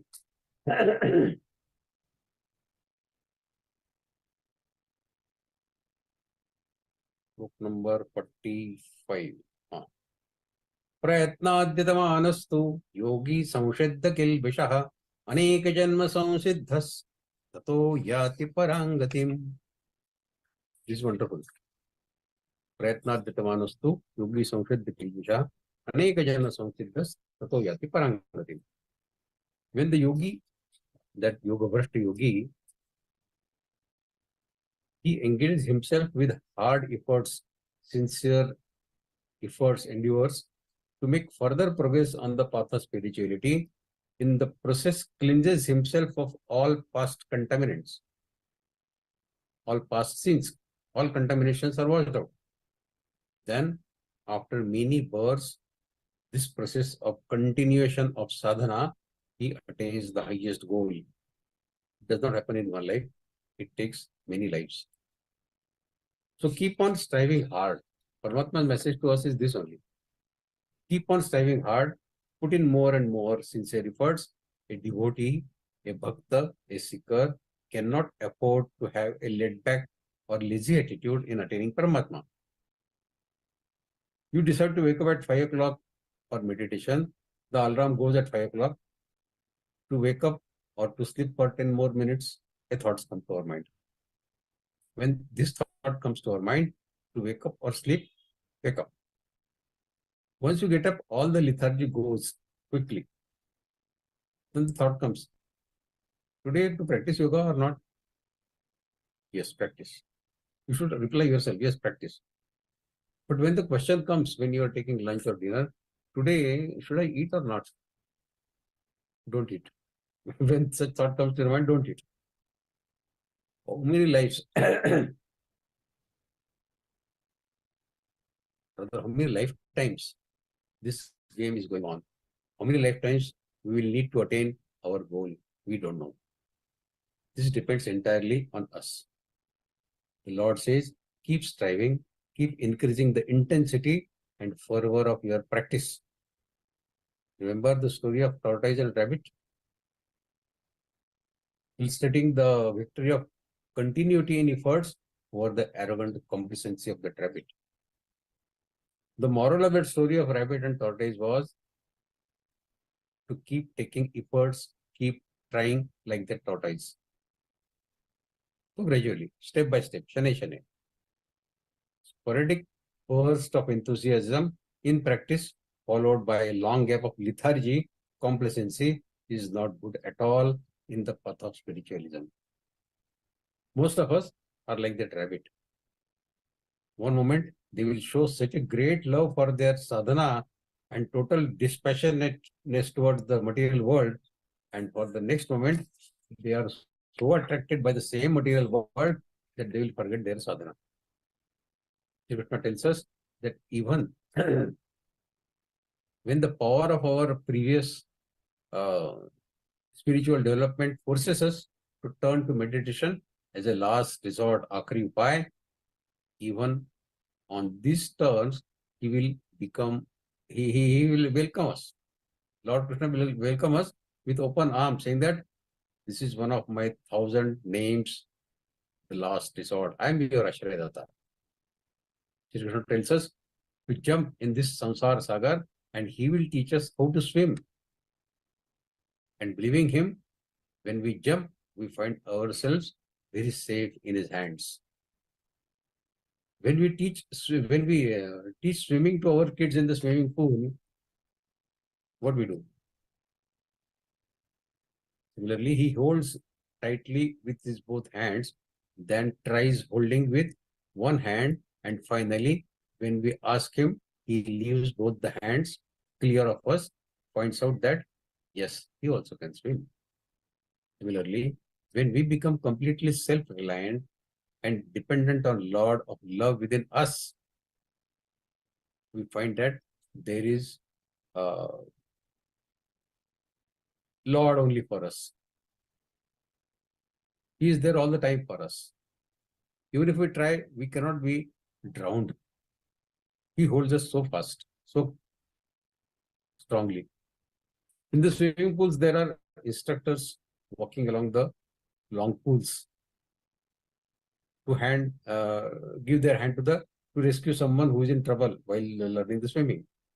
For us today, living is like being in the swimming pool without knowing how to swim. When we hate those who hate us, when burst into anger against those who are angry with us, it is because we don't know how to swim. Returning love for hatred and compassion for anger. That is swimming. And even if we sink a little while swimming, we will find our guru or some noble person like our Buddha Swamiji with a long pole in his hand, and he will rescue us. Imagine Paramatma is standing, say, 100 feet away from us and waiting for us. Every life we cross some distance towards him with our sadhana. 1 life, 1 foot, second life, 1.5 feet, then 2 feet, like that. After many lives, when we reach around 95 feet, Paramatma will open both his arms and hold us to his chest, saying that, enough. Now you and me are one. Your sadhana has reached me. Now you and me are one.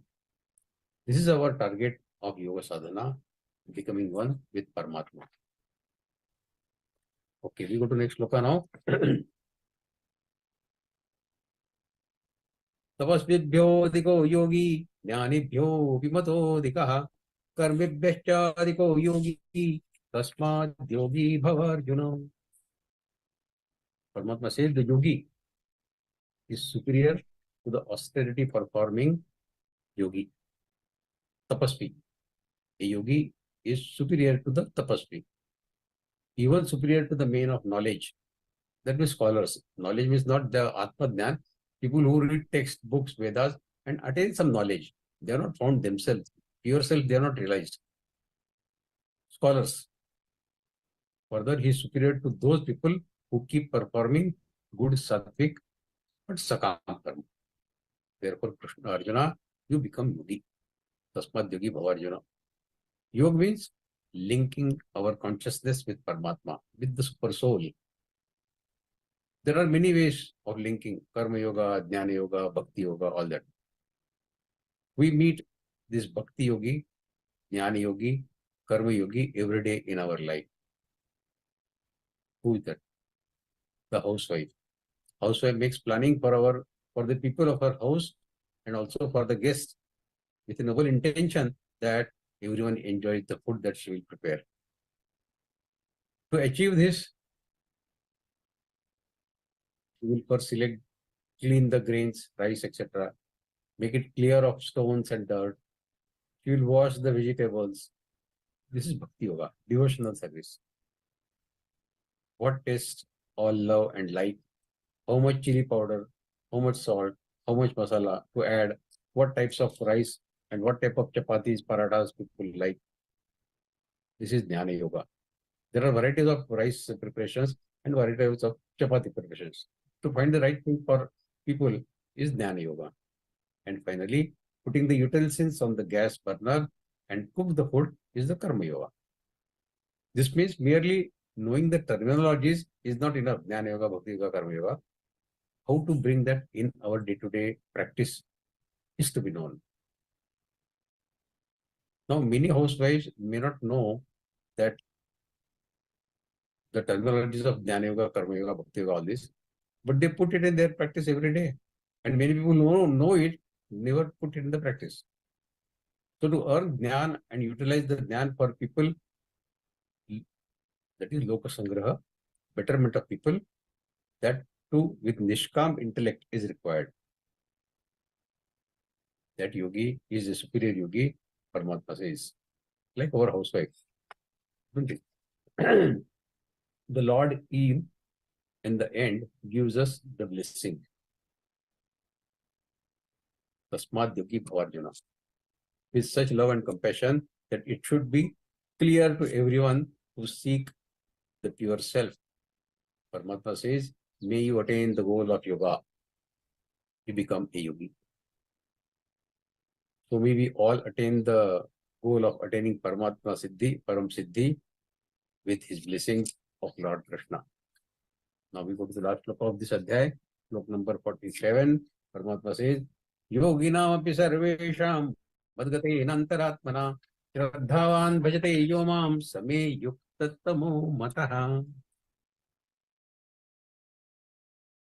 All the yogis, the one with great faith and confidence in me and always abides in me, thinks of me within himself and rendering the devotional service to me, he is most intimately united with me in yoga and is the greatest of all yogis.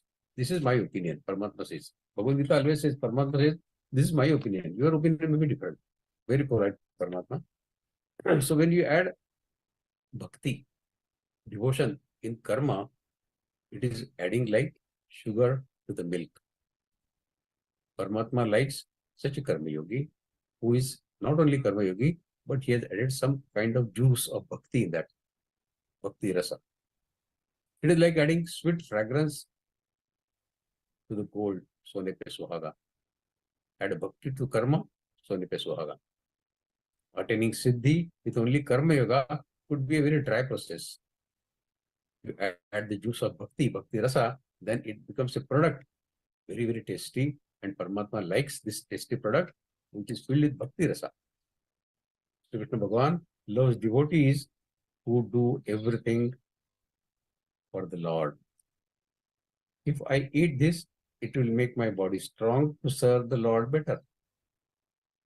So every activity that they do in their life, they think of Lord first. Everyone of us can become Sri Krishna, can become his favorite. To sustain systematic, enthusiastic practice of yoga as taught to us by Lord Krishna in this adhyay. The Yogeshwar himself has taught us this. And without yoga, without meditation, it is not possible to acquire the spiritual wisdom. That also we have learned in this adhyay. How to bring about the much needed transformation of our character, our conduct. We cannot do it without yoga, without meditation. When we take to yoga sadhana, no matter what the obstacles are, we will find the practice coming to us in many ways. We will be blessed with vibrant health, with increased confidence, with increased ability to harness our creative resources and even to solve the most difficult problems of life when we are following the practice of yoga and meditation in our day-to-day life. By seeing the pure self through yoga, through meditation, we will come live and will interact with our pure self, that is Paramatma, on a daily basis, that omnipresent, omnipotent, and omniscient Paramatma in us. And we see that Paramatma in everyone, everywhere, all the time. So this is the end of this chapter, Atma Sanyam Yoga, 6th Adhyay. Thank you so very much for listening to me. Jai Shri Krishna. Now the forum is open for your questions.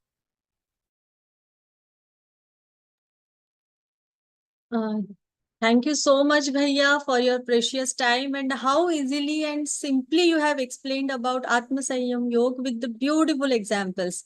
How Lord Krishna answers Arjun's question and confusion. Thank you so much, Bhaiya. Bhaiya, can we proceed for the question answers? Yeah, sure, please. Ji. Most Those welcome. who have questions, kindly raise your hand and on your video.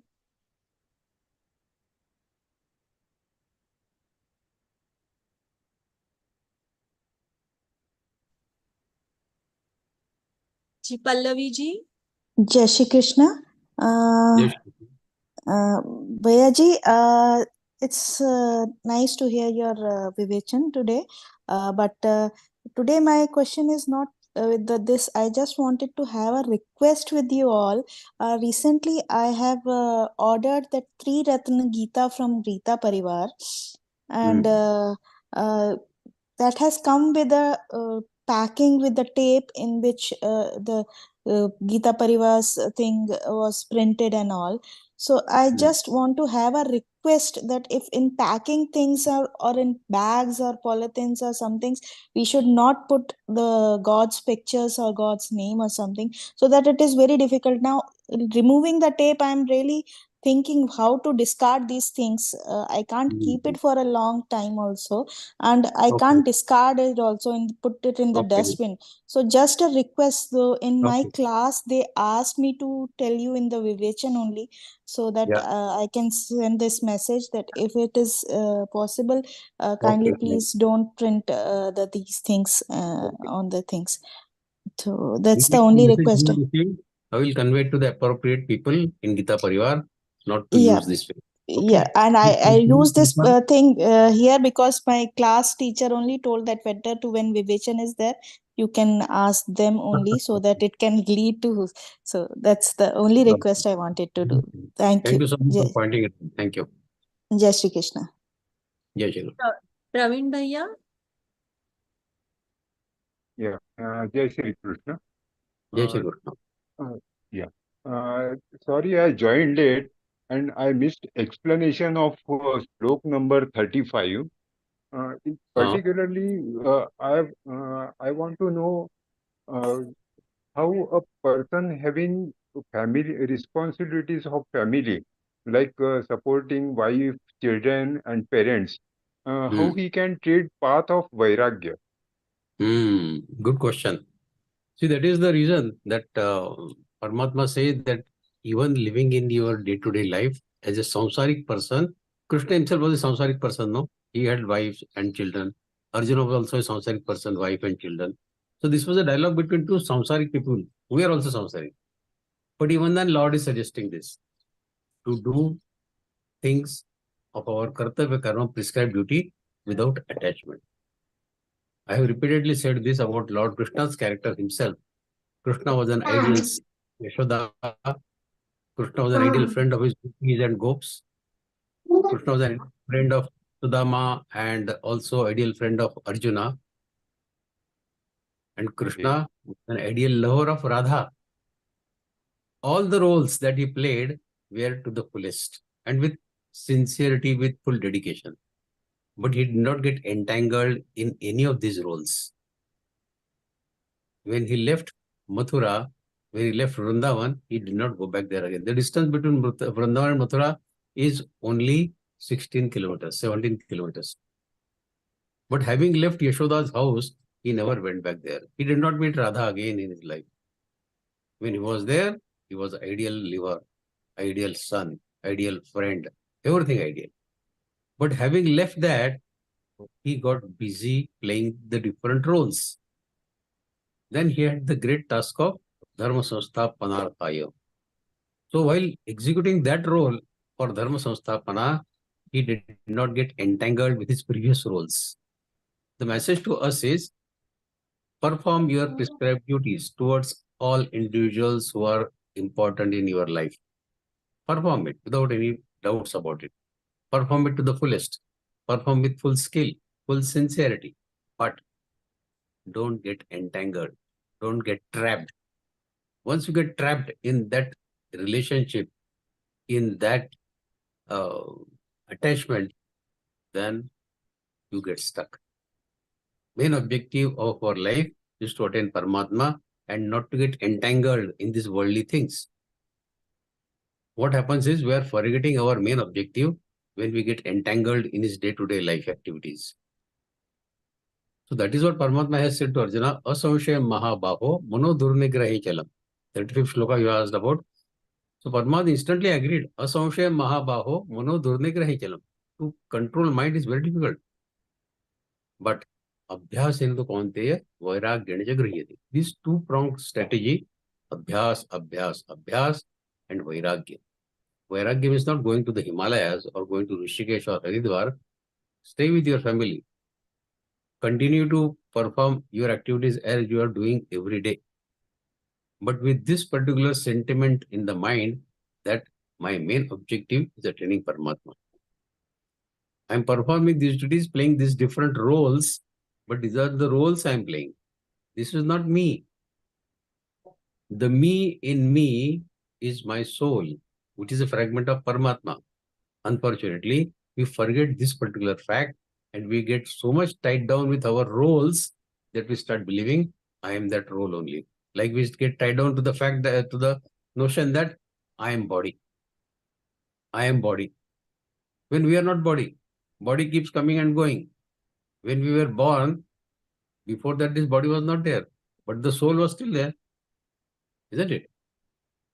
Now the body is there today. After a few years, the body will cease to exist. The soul will continue to be there, isn't it? So the soul is what we are, and that is what we need to understand clearly. That's why Vairagya does not mean to run away from your responsibilities. Vairagya does not mean to leave your family. Vairagya does not mean to live in seclusion, isolation, but Vairagya means to perform your prescribed duties without attachment. Without attachment. So Vairagya is possible even for a family person if his concepts about Vairagya are clear. We don't avoid duties. In fact, Bhagavad Gita is a karma yoga only. Lokmanya Tilak wrote Bhagavad Gita is a karma yoga only. According to him, Bhagavad Gita is nothing but karma yoga. So how can Paramatma advise us to run away from our karma or prescribed duties? No way. But while performing karma, these two things are to be kept in mind. No attachment. Attachmentless karma, nishkam karma, no expectation of return and reward. Perform it as your duty only. This is Vairagya. Vairagya does not mean you put a tilak on your head, you put some saffron cloth on your body, and then you are a Vairagi. That's not Vairagya expected by Paramatma. You can dress the way you want. You don't have to put tilak also. No need. But keep performing your duty with this particular sentiment, without attachment. Okay. Next question. Anyone? Thank you. Thank you. Tara Didi. Jai Shri Krishna Bhaya. Jai Shri Krishna. In one of the revision sessions, it was told about Om, that ladies are not are not advisable to say the shloka starting with Om. Just omit that and say. But in most of the shlokas, now in Bhagavad Gita also, the first tongue starts only with Om Shri Paramatma Nama. Ending also is Om Tat Saditi. Is it? I mean, that's what I was a little confused, because in most of the shlokas start with Om only. Yeah. So is it, I mean, can we tell us, because it is advisable in the scriptures, they have told that ladies accept the shloka which is given by Guru from the Diksha what to take. There you can say Om, other things you have to omit that was told. So just want to clarify that once again. Okay. See, it's not like that ladies should not pronounce Om. They can. What is said in some places is that Gayatri mantra, which starts with Om. Om Bhurva Swaha Tatsat Pidarvarenyam Bhargo Devasya Dhimahi Dhiyo Yona Prachodayata. This shloka is not recommended for ladies, Gayatri mantra. This is the only shloka which is said not to be read by ladies. Once, that twice. Should not be read for school. Yeah. Once, twice is okay, but not as daily chanting. People do 24 lakh avartanas of this shloka, Gayatri mantra. So ladies should keep away from that. But other shlokas of Bhagavad Gita, Om is what? Om is what? Om. The creator, the maintainer, and the destroyer. Brahma, Vishnu, Mahesh. All are Paramatma's names, no? Om. So nothing wrong in taking Om by ladies also, because we are taking Paramatma's name. Om. And no Vedas shloka, no spiritual sadhana starts without Om. If you stop taking the name of Om, that means you will keep away from all spiritual sadhana. Because no spiritual sattvic sadhana starts without Om. Om is the most important Spashta Akshar. Spashta Akshar. Om ityeka aksharam brahma vyaharan mamanusparan Yap prayati tajandeham sayati paramangati. This is the magnanimity of Om. At the end of life, we focus your Gurur Madhya between these two eyebrows and chant Om mentally, not loudly, Om, and leave the prana from the 10th door of your body. That person attains the Paramgati. That is the importance of Om. So how can ladies be deprived of chanting Om? Not possible. So please remove this misunderstanding from your mind that ladies are not supposed to chant Om. They can. Yes. Okay, thank you. They were telling that in Om Namah Shivaya, omit Om and tell. So I was a little confused because everywhere Om is coming first. So it is given so much of importance. Yes. Om is allowed for Okay, ladies. thank you. As I said, Gayatri Mantra is sometimes Only not that. allowed. Yeah. Okay, then. Thank you. Thank you. Maneji, Jai Sri Krishna. Jai Shri Krishna. Guruji, one Yes. aspect I understood that from the whatever you are teaching, based on the prarabdha karmas, Yeah. one who will take rebirth in a particular family based on their karmas. Parents' karmas also based on that. Correct. Then why the brothers or sisters born in a particular family have a different spiritual levels in that family children? See, you have answered your own question. Their karmas of their previous lives. Do you know the account of their Why previous they karma? have to born in the same family then? Because a particular group of that karma people has to born in a particular family or parents. Then why different spiritual levels of children will born in a particular family, particular parents? See, if all the people in the world become of one nature, the world will become a very boring place to live.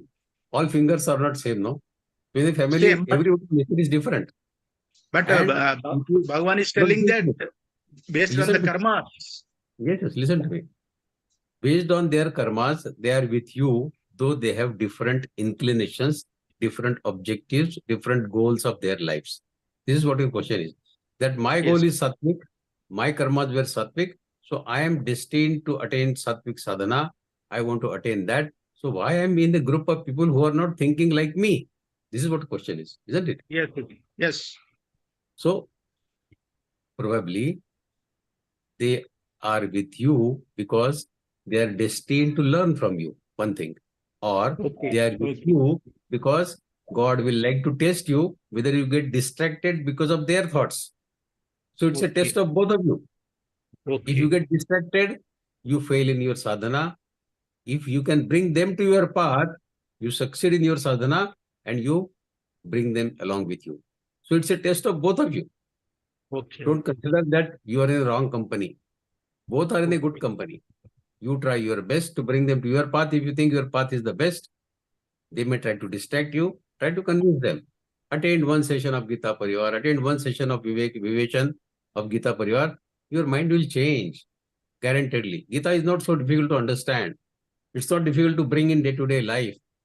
Once they understand this concept, once the phobia, Gita phobia goes off their mind, then they will be also like you only. Believe me. The initial resistance has to be handled with care. If you handle that initial resistance, bring them to Vivechan Satras, let them ask questions which they have in mind. When we clear their mind, they will be as good as you in their spiritual sadhana. So everybody is appropriately placed in appropriate family by Prakriti, by Paramatma. Okay? Nothing wrong in anything. So one more question, Guruji. Yeah. Yes, Ramdiri, Prarabdha karma and Sanchit karma, Yes. the people will take the rebirth. Okay. Sanchit karma is the previous karmas continued with the Atma. Yes. Prarabdha karma is based on the physical body and the Atma performs in that particular birth. Okay. So the Sanchit karmas will be taken care of by Yama in the Paraloka. because of his karmas in the by Atma, he will take care of after the death. He will take care of the soul will be taken the task to that punishment to at the Yama, Svarga, Narkaloka. Whereas in the Prarabdha karma, the Shani Deva, he will take care of the misdeeds in the present karma, present life karma by the Shani Deva. So then, why the residue of that previous karma, Sanchit karmas, will continue for next generations, next births? When it is already, Yama is already is punished that karmas, and he has taken that karmas into account, and he has given the punishment. Then why they will be again continued in the next birth also? See, the cleansing done in Narakloka, according to you by Yama, should cleanse the Atma forever. Yes. And then he should be coming clean in his next life. Next life. Yeah, next then life. why it is continued? Yeah. Because in Yamaloka, whatever treatment is given for your karmas, see, as I said, we carry these three baggages with us: Sattvic, Rajasi, and Tamasi. Every karma that we do in our present life or we have been doing in our previous lives, it leaves an imprint of that karma in these three, one of these three baggages, Sattva, Rajo, Tamo. At the end of we carry these three baggages and go to the next life. And that three baggages form our samskar. If our baggage of Sattvic karma is heavy, good, then we are born with Sattvic samskar. Same thing with Rajasi and Tamasi. Now the question that you have raised, that when they go to Yama, and Yama is supposed to give them punishment and then cleanse them, then why did they carry these baggages again to the next life? Yeah. Isn't it? Yes. But, yeah, very appropriately asked.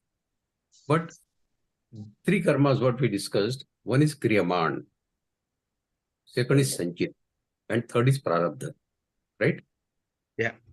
Now, it is not even in the hands of Yama that this karma is to be punished now or this will be punished in the next life.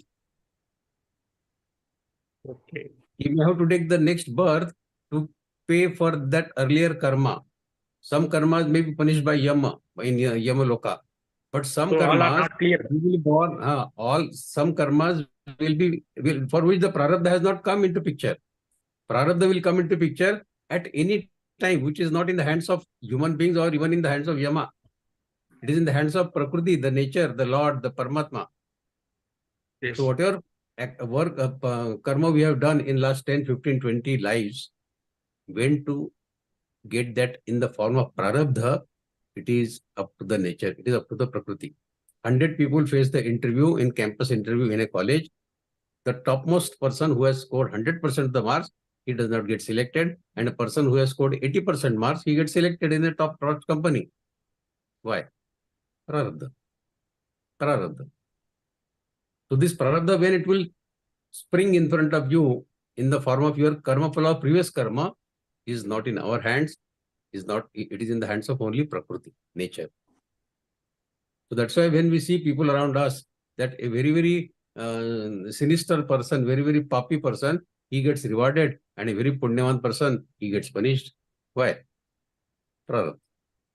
When we cannot find justifiable answer to any of these questions, we find many politicians doing very bad jobs, but still they get berths in ministries, still keep earning money and all that, still earning power.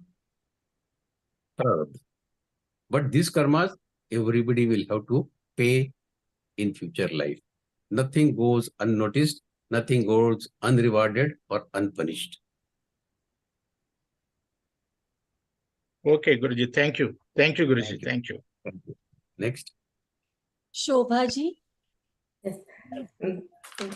Thank you, Bhai Sahab. It was wonderful, Vivechan. I had just confusion about this. I know the Sanchit and Prarabdha Karma. I couldn't understand the meaning of Kriyamana. If you can throw some light on that, Kriyamana. Kriyamana is the instant result of your karma. You Okay, go to instant. you are traveling in the bus or in flight or anywhere. You are talking to your co-passenger. You give a smile to him or her. he does not respond to you, you feel bad about it, you feel sad about it, that I am trying to talk to him or her and he is not even responding to me. So you are feeling sad about it. This feeling of sadness which has come to you as a part of your karma is your kriyamand. Is your kriyamand. So instant result of karma that you gain is kriyamand. If you get instant reward of your karma, that is also kriyamand. So instant result is kriyamand. It is like a 2-minute noodle, You make noodle in 2 minutes, you get the result in 2 minutes. So kriyamand is like noodle. All right. Oh, thank you very much. Yes. Thank you. Yeah, because I could understand the Sanchit and Prarabdha both, but yeah, Kriyamana. Thank you very much. Thank you. Thank you. Santosh ji. जय श्री कृष्ण भैया. जय श्री कृष्ण. हाँ, बहुत अच्छा विवेचन हुआ, बहुत आनंद आया, बहुत आनंद आया और बहुत अच्छे से समझाया आपने. एक मन में प्रश्न आया कि अटैचमेंट नहीं रखना. ये हमेशा सुनने में आता है कि अटैचमेंट नहीं रहना चाहिए, पर अटैचमेंट नहीं रहना चाहिए मतलब कि किसी के बारे में बहुत ज्यादा सोचना नहीं. हर किसी का अपना अपना प्रारब्ध के अनुसार उसका होने वाला है. अपन ने अपना काम ठीक से करना, ये मैं समझ पाई. क्या मैं बराबर हूँ? आप एकदम बराबर समझी है कि हमने हमारा काम करना चाहिए. वैराग्य का मतलब ये नहीं कि हमने हमारा काम करना छोड़ देना चाहिए, उसका जो देख लेगा वो निपट लेगा वो, ऐसा इसका अर्थ नहीं है. हमको हमारा कर्तव्य कर्म पूरी श्रद्धा से, पूरी सिंसियरिटी से निभाना ही चाहिए. लेकिन वो निभाते वक्त अटैचमेंट को बाजू में रख के निभाना चाहिए. देखिए ऐसा है, हमारी इस जन्म में जो हमारी पत्नी है, जो हमारा भाई है, वो पहले जन्म में थे क्या? अगले जन्म में रहने वाले क्या हमारे साथ? हमारे साथ एक ही है जो हमारे साथ रहता है, वो है परमात्मा. उससे हमारा अटूट संबंध है, अनादि संबंध है. बाकी सब लोगों से आने जाने वाला संबंध है. इस जन्म में है, अगले जन्म में नहीं है, इसके पहले वाले जन्म में नहीं था. तो हम किसके बारे में ज्यादा श्रद्धा रखें? जो हमारे साथ जन्मों जन्मों से है उसके बारे में, ये जो हमारे साथ 1-2 जन्म के लिए है, बाद में है नहीं है, पता नहीं कब है. तो इसका मतलब ये नहीं कि हमारा कर्तव्य कर्म नहीं निभाना है, वो तो जरूर निभाना है. इस जन्म में हम जिनके पुत्र है, जिनके पिता है, जिनके हस्बैंड है, जिनकी वाइफ है, उनके बारे में हमको हमारा कर्तव्य कर्म निभाना है. लेकिन इस अंडरस्टैंडिंग के साथ कि हमारा उनका नाता टेम्पररी है, परमानेंट नहीं है. परमानेंट नाता सिर्फ एक से है, वो है परमात्मा. उससे नाता निभाना ये हमारे जीवन का मुख्य उद्देश्य है. बाकी नाते निभाना ये हमारा कर्तव्य कर्म जरूर है, लेकिन उससे नाता निभाना ये हमारा धर्म है. तो ऐसी श्रद्धा के साथ यदि आप काम करेंगे तो आप अपना कर्तव्य कर्म भी करेंगी और परमात्मा की साधना भी हो जाएगी. आपसे दोनों चीजें प्राप्त कर सकती हैं. आपने बराबर बोला. सिर्फ एक और बात बोलना था, मतलब पूछ लेती हूँ कि हम ये दोनों चीजें करने की कोशिश करते हैं, पर कभी घर की चीजें मतलब जो सांसारिक चीजें हैं वो कर लेते हैं, कभी पारमात्मिक. दोनों को बैलेंस करना बहुत यानी कई बार नहीं हो पाता है दोनों को बैलेंस करना. सही है ना. कभी परमात्मा कहाँ एक से चीज होती है परमात्मा ज्यादा. क्या नहीं, परमात्मा आपको परफेक्शन की अपेक्षा नहीं रखते. उनको पता है हर एक कर्म में धूमेना वृते वर्णि यथादर्शो मलेन च यथोल बेनावृतो गर्भस तथा तेने दमामृतम. अग्नि अग्नि भी प्योर है क्या? उसमें भी धुआं का दोष है ही. जो आईना है, आईने में आईना परफेक्ट है क्या? उसमें भी धूल का दोष है ही. वैसे हमारा कर्म जो है, वो कर्म में भी कुछ दोष है ही. किसी का भी कर्म परफेक्ट नहीं होता है. तो परमात्मा को भी पता है कि हमारा कर्म परफेक्ट नहीं है. अग्नि भी परफेक्ट नहीं होता तो हमारा कर्म कैसे परफेक्ट होगा? लेकिन इसका मतलब ये नहीं कि हमने कर्म करना छोड़ देना चाहिए कि अरे कर्म तो परफेक्ट होता नहीं है में से, तो हम कर्म करना ही छोड़ देते. ये सही नहीं है. जिस श्रद्धा से हम कर्म कर सकते हैं उस श्रद्धा से करते रहना चाहिए. 19-20 होते रहता है, उसकी तरफ ध्यान मत दीजिए कि मेरे से पूरा अच्छी तरह से नहीं जम रहा है इसलिए मैं करना ही छोड़ देती हूँ. ऐसा बराबर नहीं है. जिस श्रद्धा से कर सकते हैं श्रद्धा से करते रहना चाहिए. यही एक मार्ग है. बहुत बहुत धन्यवाद भैया, मतलब मुझे अपना समाधान मिल गया. धन्यवाद. बहुत बहुत धन्यवाद भैया. वाणी जी. वाणी जी, आपको रिक्वेस्ट आई होगी, जस्ट हेलो. अनम्यूट. हाँ, Namaste, Guruji. नमस्ते. I just had this one question. It's not related to Bhagavad Gita, but hmm, it's actually I watch Ramayana every day. So hmm, I just watched that Ram says Sita that you do not need to do Agni Pariksha once again because you have hmm, already given one Agni Pariksha in Lanka. So हाँ, if you give Agni Pariksha every time, so hmm, every husband will ask their wife to give Agni Pariksha, and we don't have to set that example. Hmm, So during the second time वो सीता माता का त्याग करते हैं. But hmm, I wanted to ask that is also wrong, right? Like because the even that example would be said कि अगर आपको संदेह है अपनी पत्नी के ऊपर तो आप त्याग करें उनका. So hmm, that was my hmm. question. देखिए, जो ये टीवी सीरियल देख के अपना ओपिनियन मत बनाइए परमात्मा के बारे में. टीवी सीरियल को रोचक बनाने के लिए उसमें कोई भी स्टोरी डाल देते हैं लोग बाग. उससे बहकना ठीक बात नहीं है. रामायण का ग्रंथ का पठन करिए, उसमें जो कहा गया है उसका स्टडी करिए. टीवी सीरियल में किसने क्या कहा है वो ज्यादा मायने नहीं रखता है. लेकिन ये बात सही है कि सीता का उन्होंने त्याग किया था, लेकिन क्यों किया था? एक राजा थे वो राजा को अपना आदर्श प्रस्थापित करना होता है प्रजा के लिए. तो अपना आदर्श प्रस्थापित करने के लिए उन्होंने अपने जीवन का उच्चतम त्याग किया. ये सीख है. अब उस सीख में से आप दूसरे कुछ अर्थ निकालें कि उन्होंने अपनी पत्नी को त्याग कर दिया, ऐसा सही था क्या? पति ने अपनी पत्नी का त्याग करना चाहिए क्या? हम कौन है भाई कि राम भगवान के दोष निकालने वाले? हम में उनसे ज्यादा समझदारी है क्या?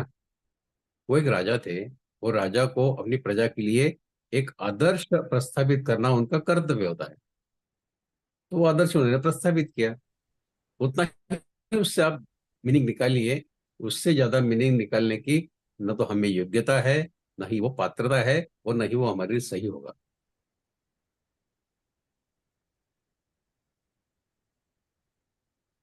और कुछ सवाल है क्या? भैया शी इज ऑन म्यूट. या विजया जय जी. श्री कृष्ण. हाँ जय श्री कृष्ण भैया जी. जय श्री कृष्ण. जी मेरा एक डाउट था कि सम people they say that you chant the lords, कोई भी चैंटिंग करो 108 टाइम्स करो 15 राउंड्स करो इतने माला जपो देन यू विल अटेन परमात्मा. बट हम क्या पढ़ रहे हैं कि you do meditation, you think about God, then you attain the lord. So what is correct? I am not able to understand.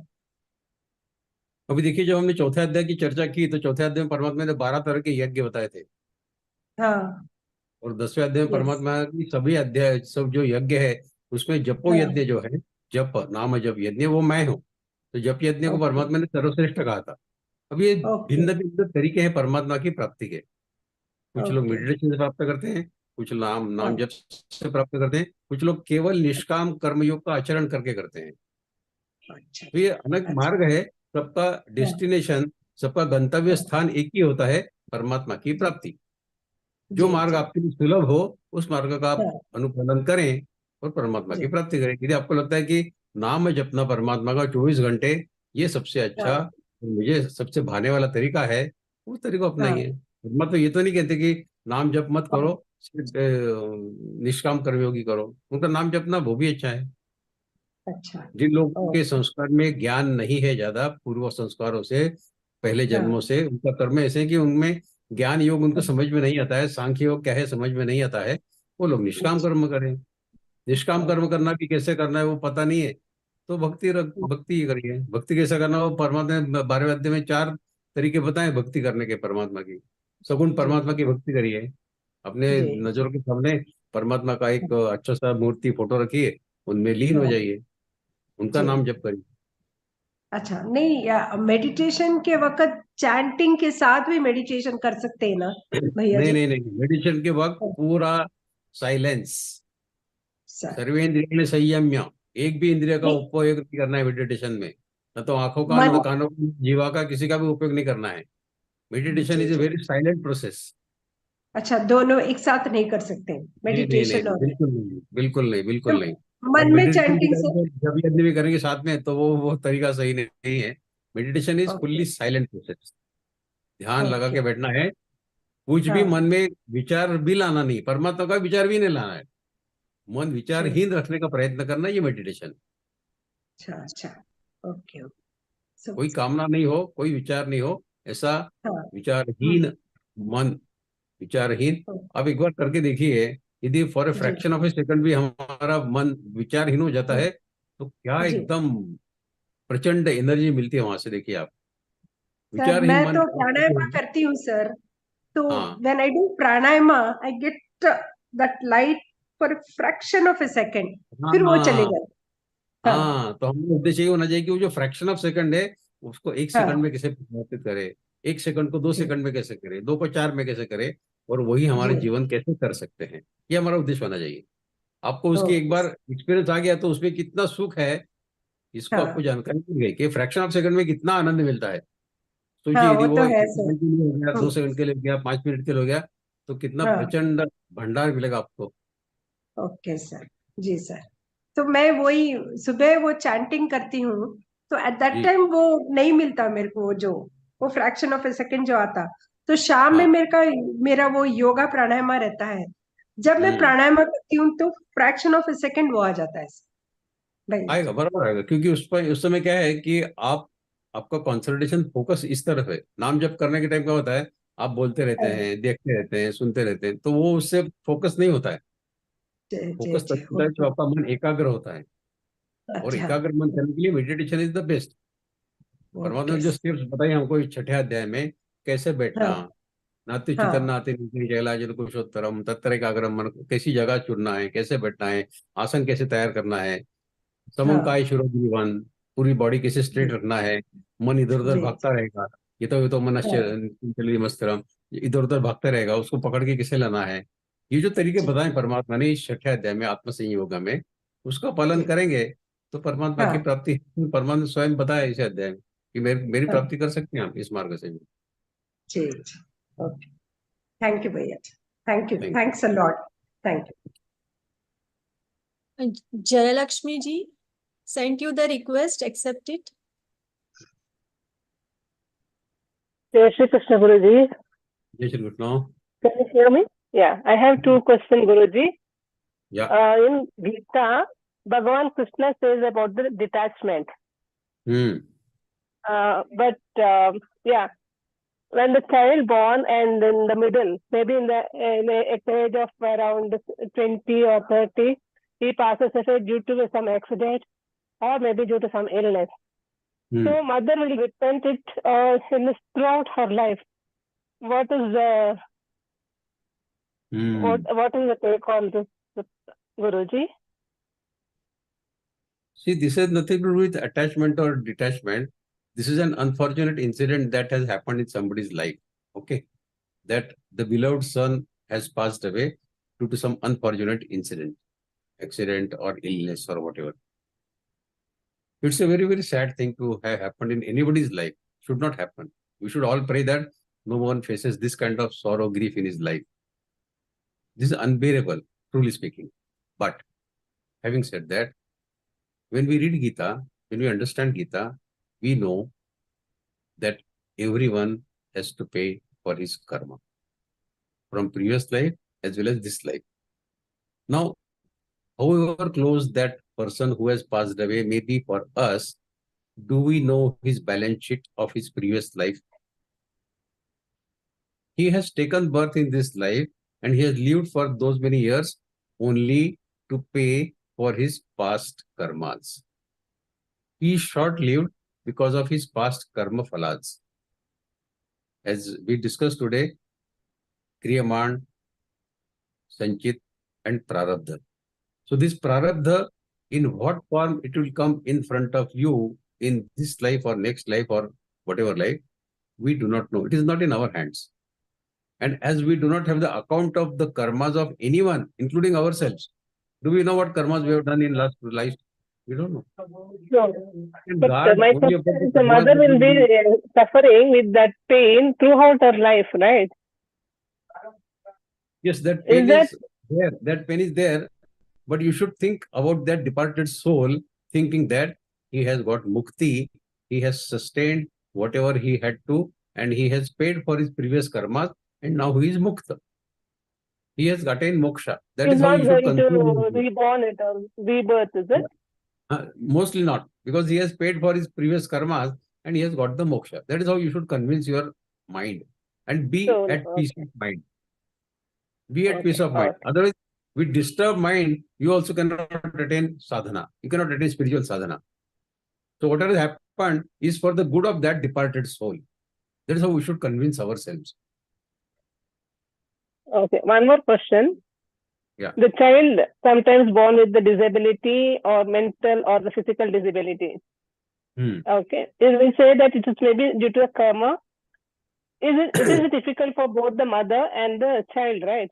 Yeah. If it is a mental disability, means the child won't even know what is happening within him or she.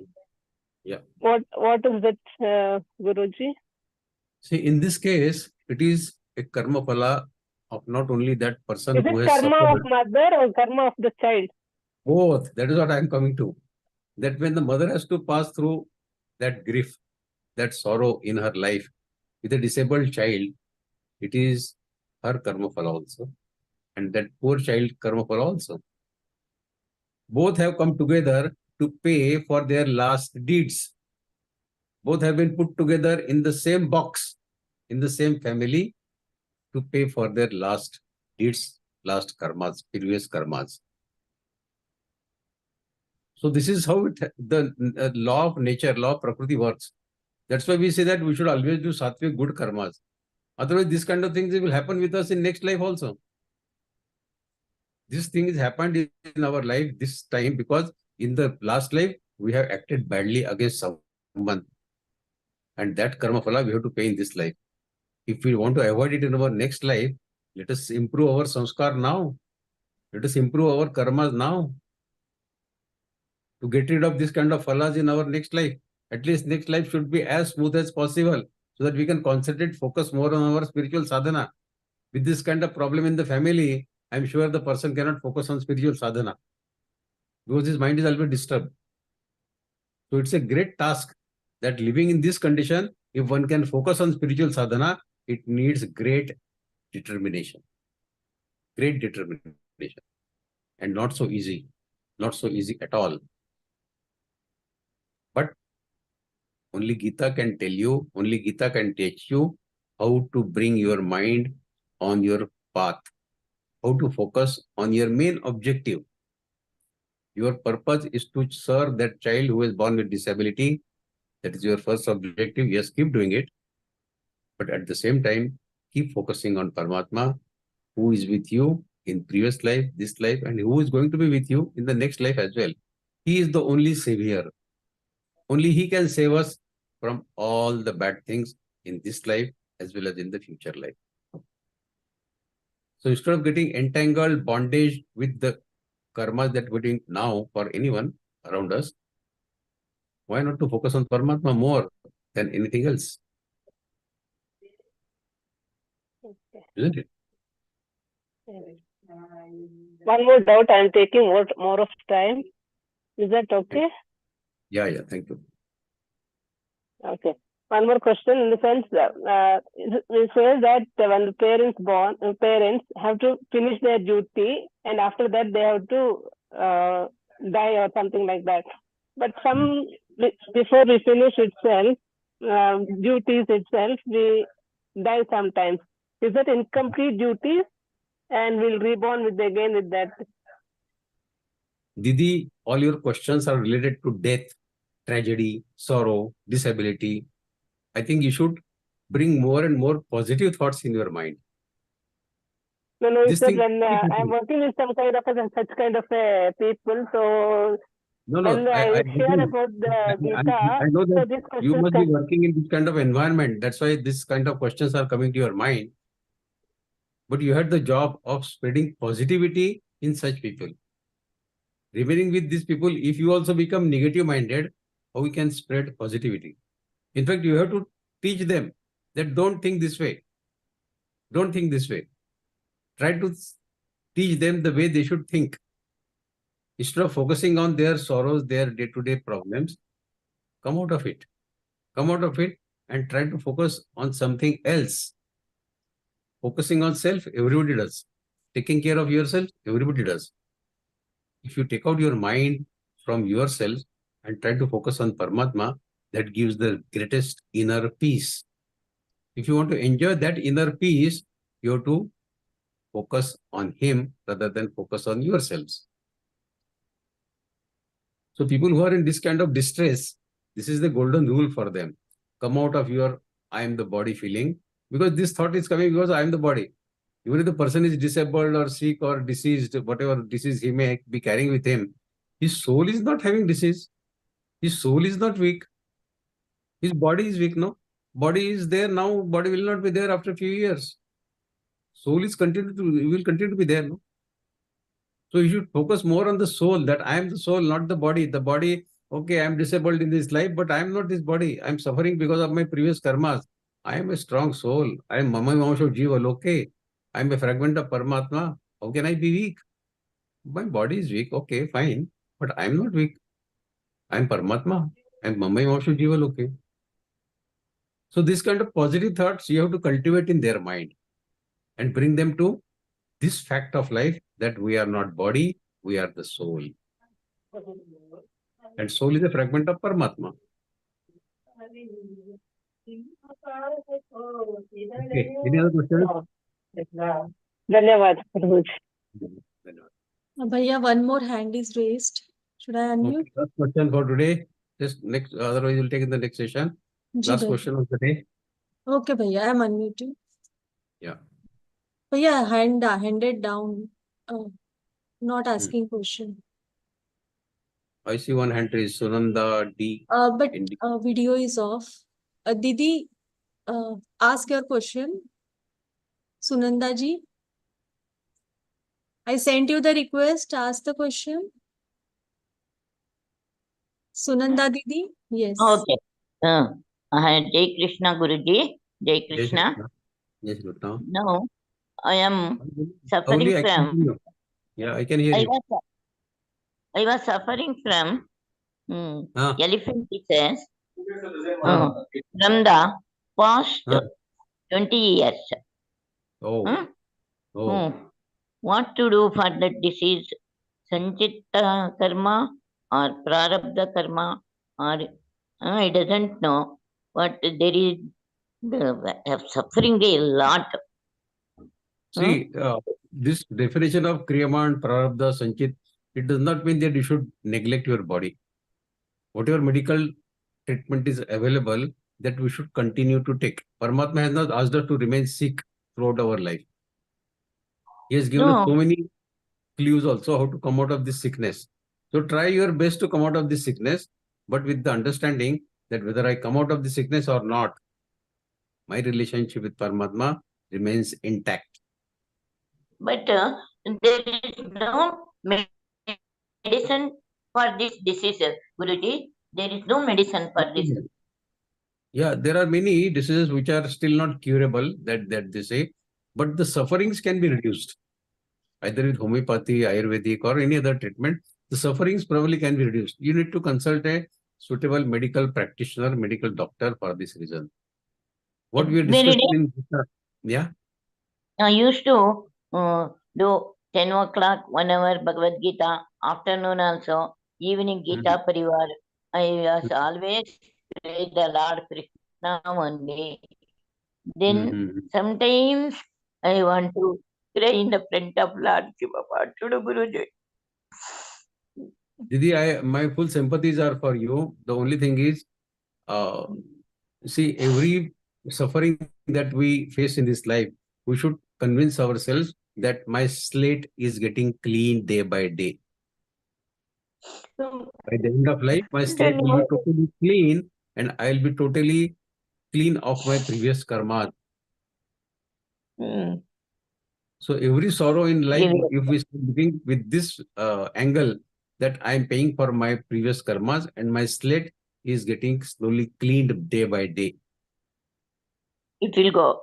It will maybe. And that is a fact also. That is a fact also. It's not only for consoling someone, but it's a fact also. It is for us to clean the slate or to make it a bigger garbage than what it is today. It is in our hands. Proper sadhana you can cleanse your seat and your slate, or you can make it even more dirty. Now it is for Okay. us either to make it clean or to even make it more dirty, isn't it? It is in our hand only. Thank you. Okay. Okay. Lord Krishna. Thank you, Guruji. Thank you. Jai Shri. Namaskaram. Namaskaram. Namaskaram. Namaskar. Thank you, Bhaiya. Thank you for handling all the questions and giving your precious time. Thank you all Krishna Bhakta who are present here in Zoom as well as on YouTube, and our technical supporting team who is always ready to support us. Now, Bhaiya, we will proceed for the prayer, and after that, Hanuman Chalisa chanting will be there. So I would like to welcome for the ending prayer Shrimati Rajeshwari Ramakrishnan ji. She is from Tirupur district, Tamil Nadu. She joined Geeta Pariwar in 2021. She cleared Pathak exam also. She is giving seva as a trainer for L1 to L3 and trainer mentor for L1 to L1 L2 batch. Please welcome Didi.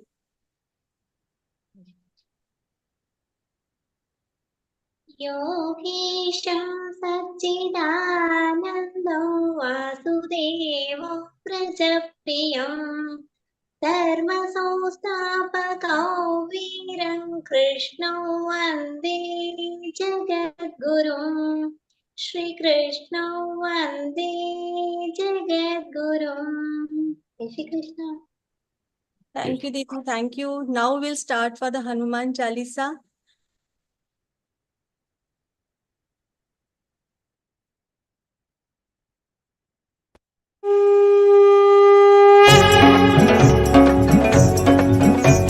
Shri गुरु चरण सरोज रज निज मन मुकुर सुधारी बरनउ रघुबर विमल जसु जो दायक फलचारी बुद्धिहीन तनु जानिके सुमिरौ पवन कुमार बल बुद्धि विद्या देहु मोहि हरहु कलेश विकार।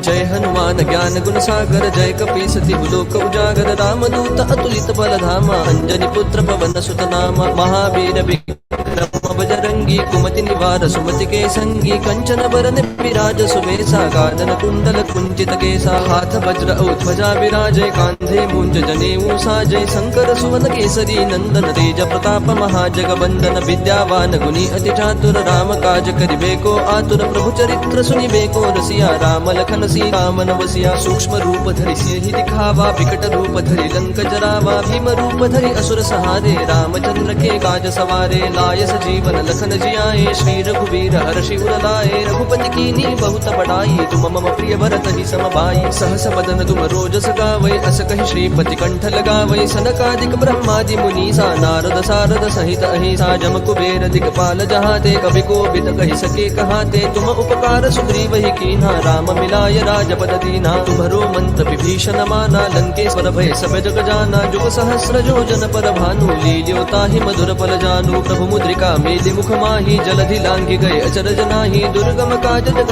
के जेते सुगम अनुग्रह तुमरे तेते राम दुआरे तुम रखवारे होत न आज्ञा बिनु पैसारे सब सुख लहै तुम्हारी सरना तुम रक्षक काहू को डरना आपन तेज समारो आपै तीनों लोक हाकते कापै भूत पिशाच निकट नहीं आवै महावीर जब नाम सुनावै नासै रोग हरै सब पीरा जपत निरंतर हनुमत बीरा संकट ते हनुमान छुड़ावै मन क्रम वचन ध्यान जो लावै सब पर राम तपस्वी राजा जिनके काज सकल तुम साजा और मनोरथ जो कोई लावै सोई अमित जीवन फल पावै चारों जुग परताप तुम्हारा है प्रसिद्ध जगत उजियारा साधु संत के तुम रखवारे असुर निकंदन राम दुलारे अष्ट सिद्धि नो निधि के दाता असबर दीन जानकी माता राम रसायन तुम्हारे पासा सदा रहो रघुपति के दासा तुम्हारे भजन राम को पावै जन्म जन्म के दुख बिसरावै अंत काल रघुवर पुर जाई जहाँ जन्म हरि भक्त कहाई और देवता चित्तन धरई हनुमत से सर्व सुख करई संकट कटई मिटई सब पीरा जो सुमिरई हनुमत बल बीरा जय जय जय हनुमान गोसाई कृपा करहु गुरुदेव की नाई जो सत बार पाठ कर गोई छूटहि बंदी महासुख होई जो यह पढ़ हनुमान चालीसा होय सिद्धि साखी गौरी सा तुलसीदास सदा हरि चेरा की जय नाथ हृदय महडेरा पवन तनय संकट हरन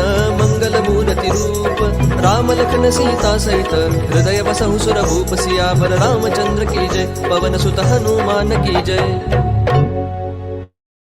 Now I, Dr. Pooja Sharma, take your leave. We'll meet in the next week. Jai Shri Krishna.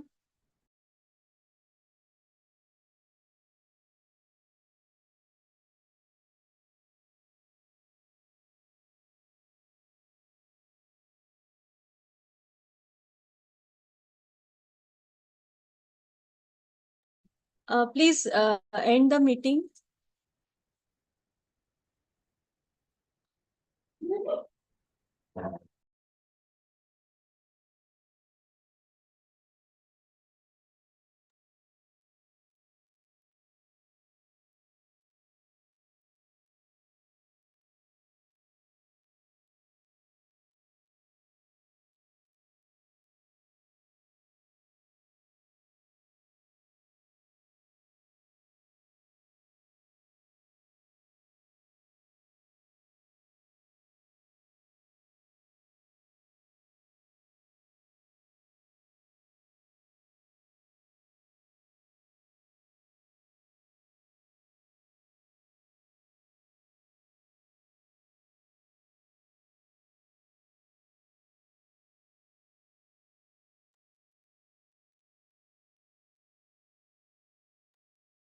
Didi, please call Kavita Didi.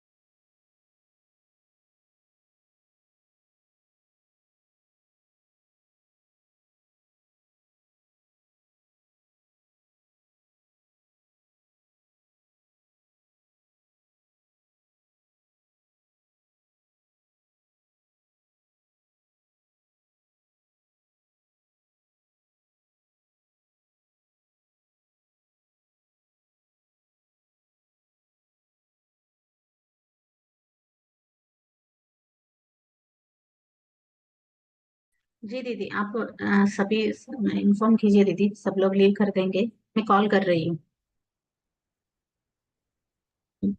It is a humble request to everyone. Please leave the meeting by yourself. Click on the end button. There is a leave option is there. Click on it and you can leave the meeting individually. It's a humble request.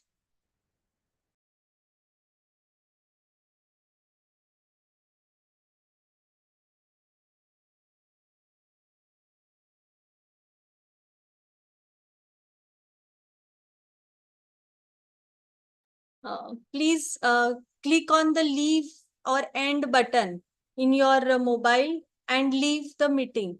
At the top side, right top button is there, leave, and kindly leave it.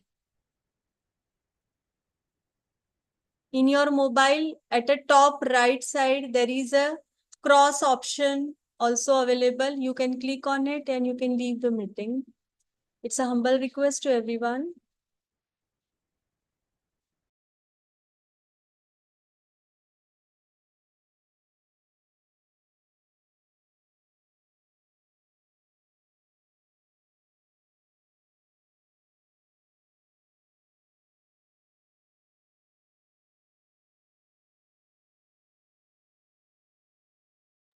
Kindly leave by yourself. There is a end or leave option in your mobile or laptop. Click on it and leave the meeting.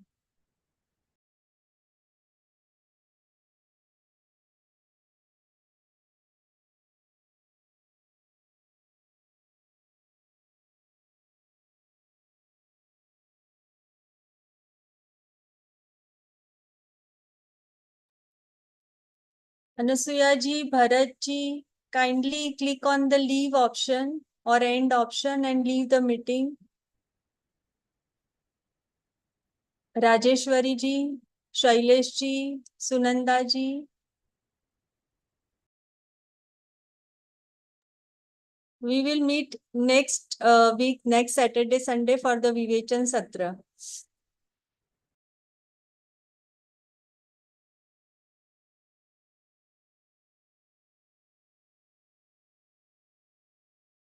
Deena Agrawal Didi, please end the meeting and leave by yourself.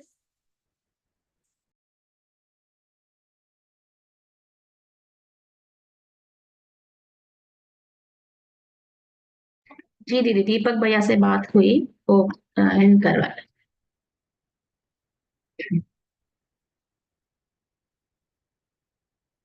कि आप mute में हो दीदी।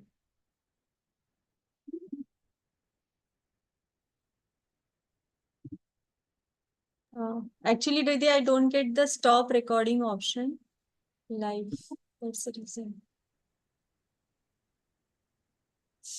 हम नहीं कर सकते दीदी।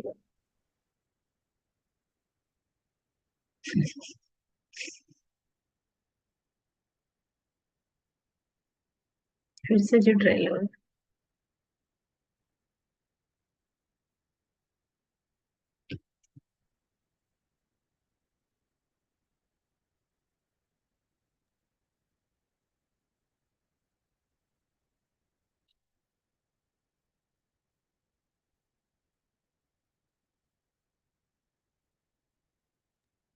Thank you, Deepak Bhaiya, for joining. Kindly end नहीं, the... जब तक आप कुछ हनुमान चालीसा वगैरह चला दीजिए, मैं बात कर रहा हूँ, फोन उठा नहीं रहे कोई। आप एक बार Hanuman It's a Chalisa. humble request to everyone. Kindly click on the end button so you can end by leave the meeting by yourself.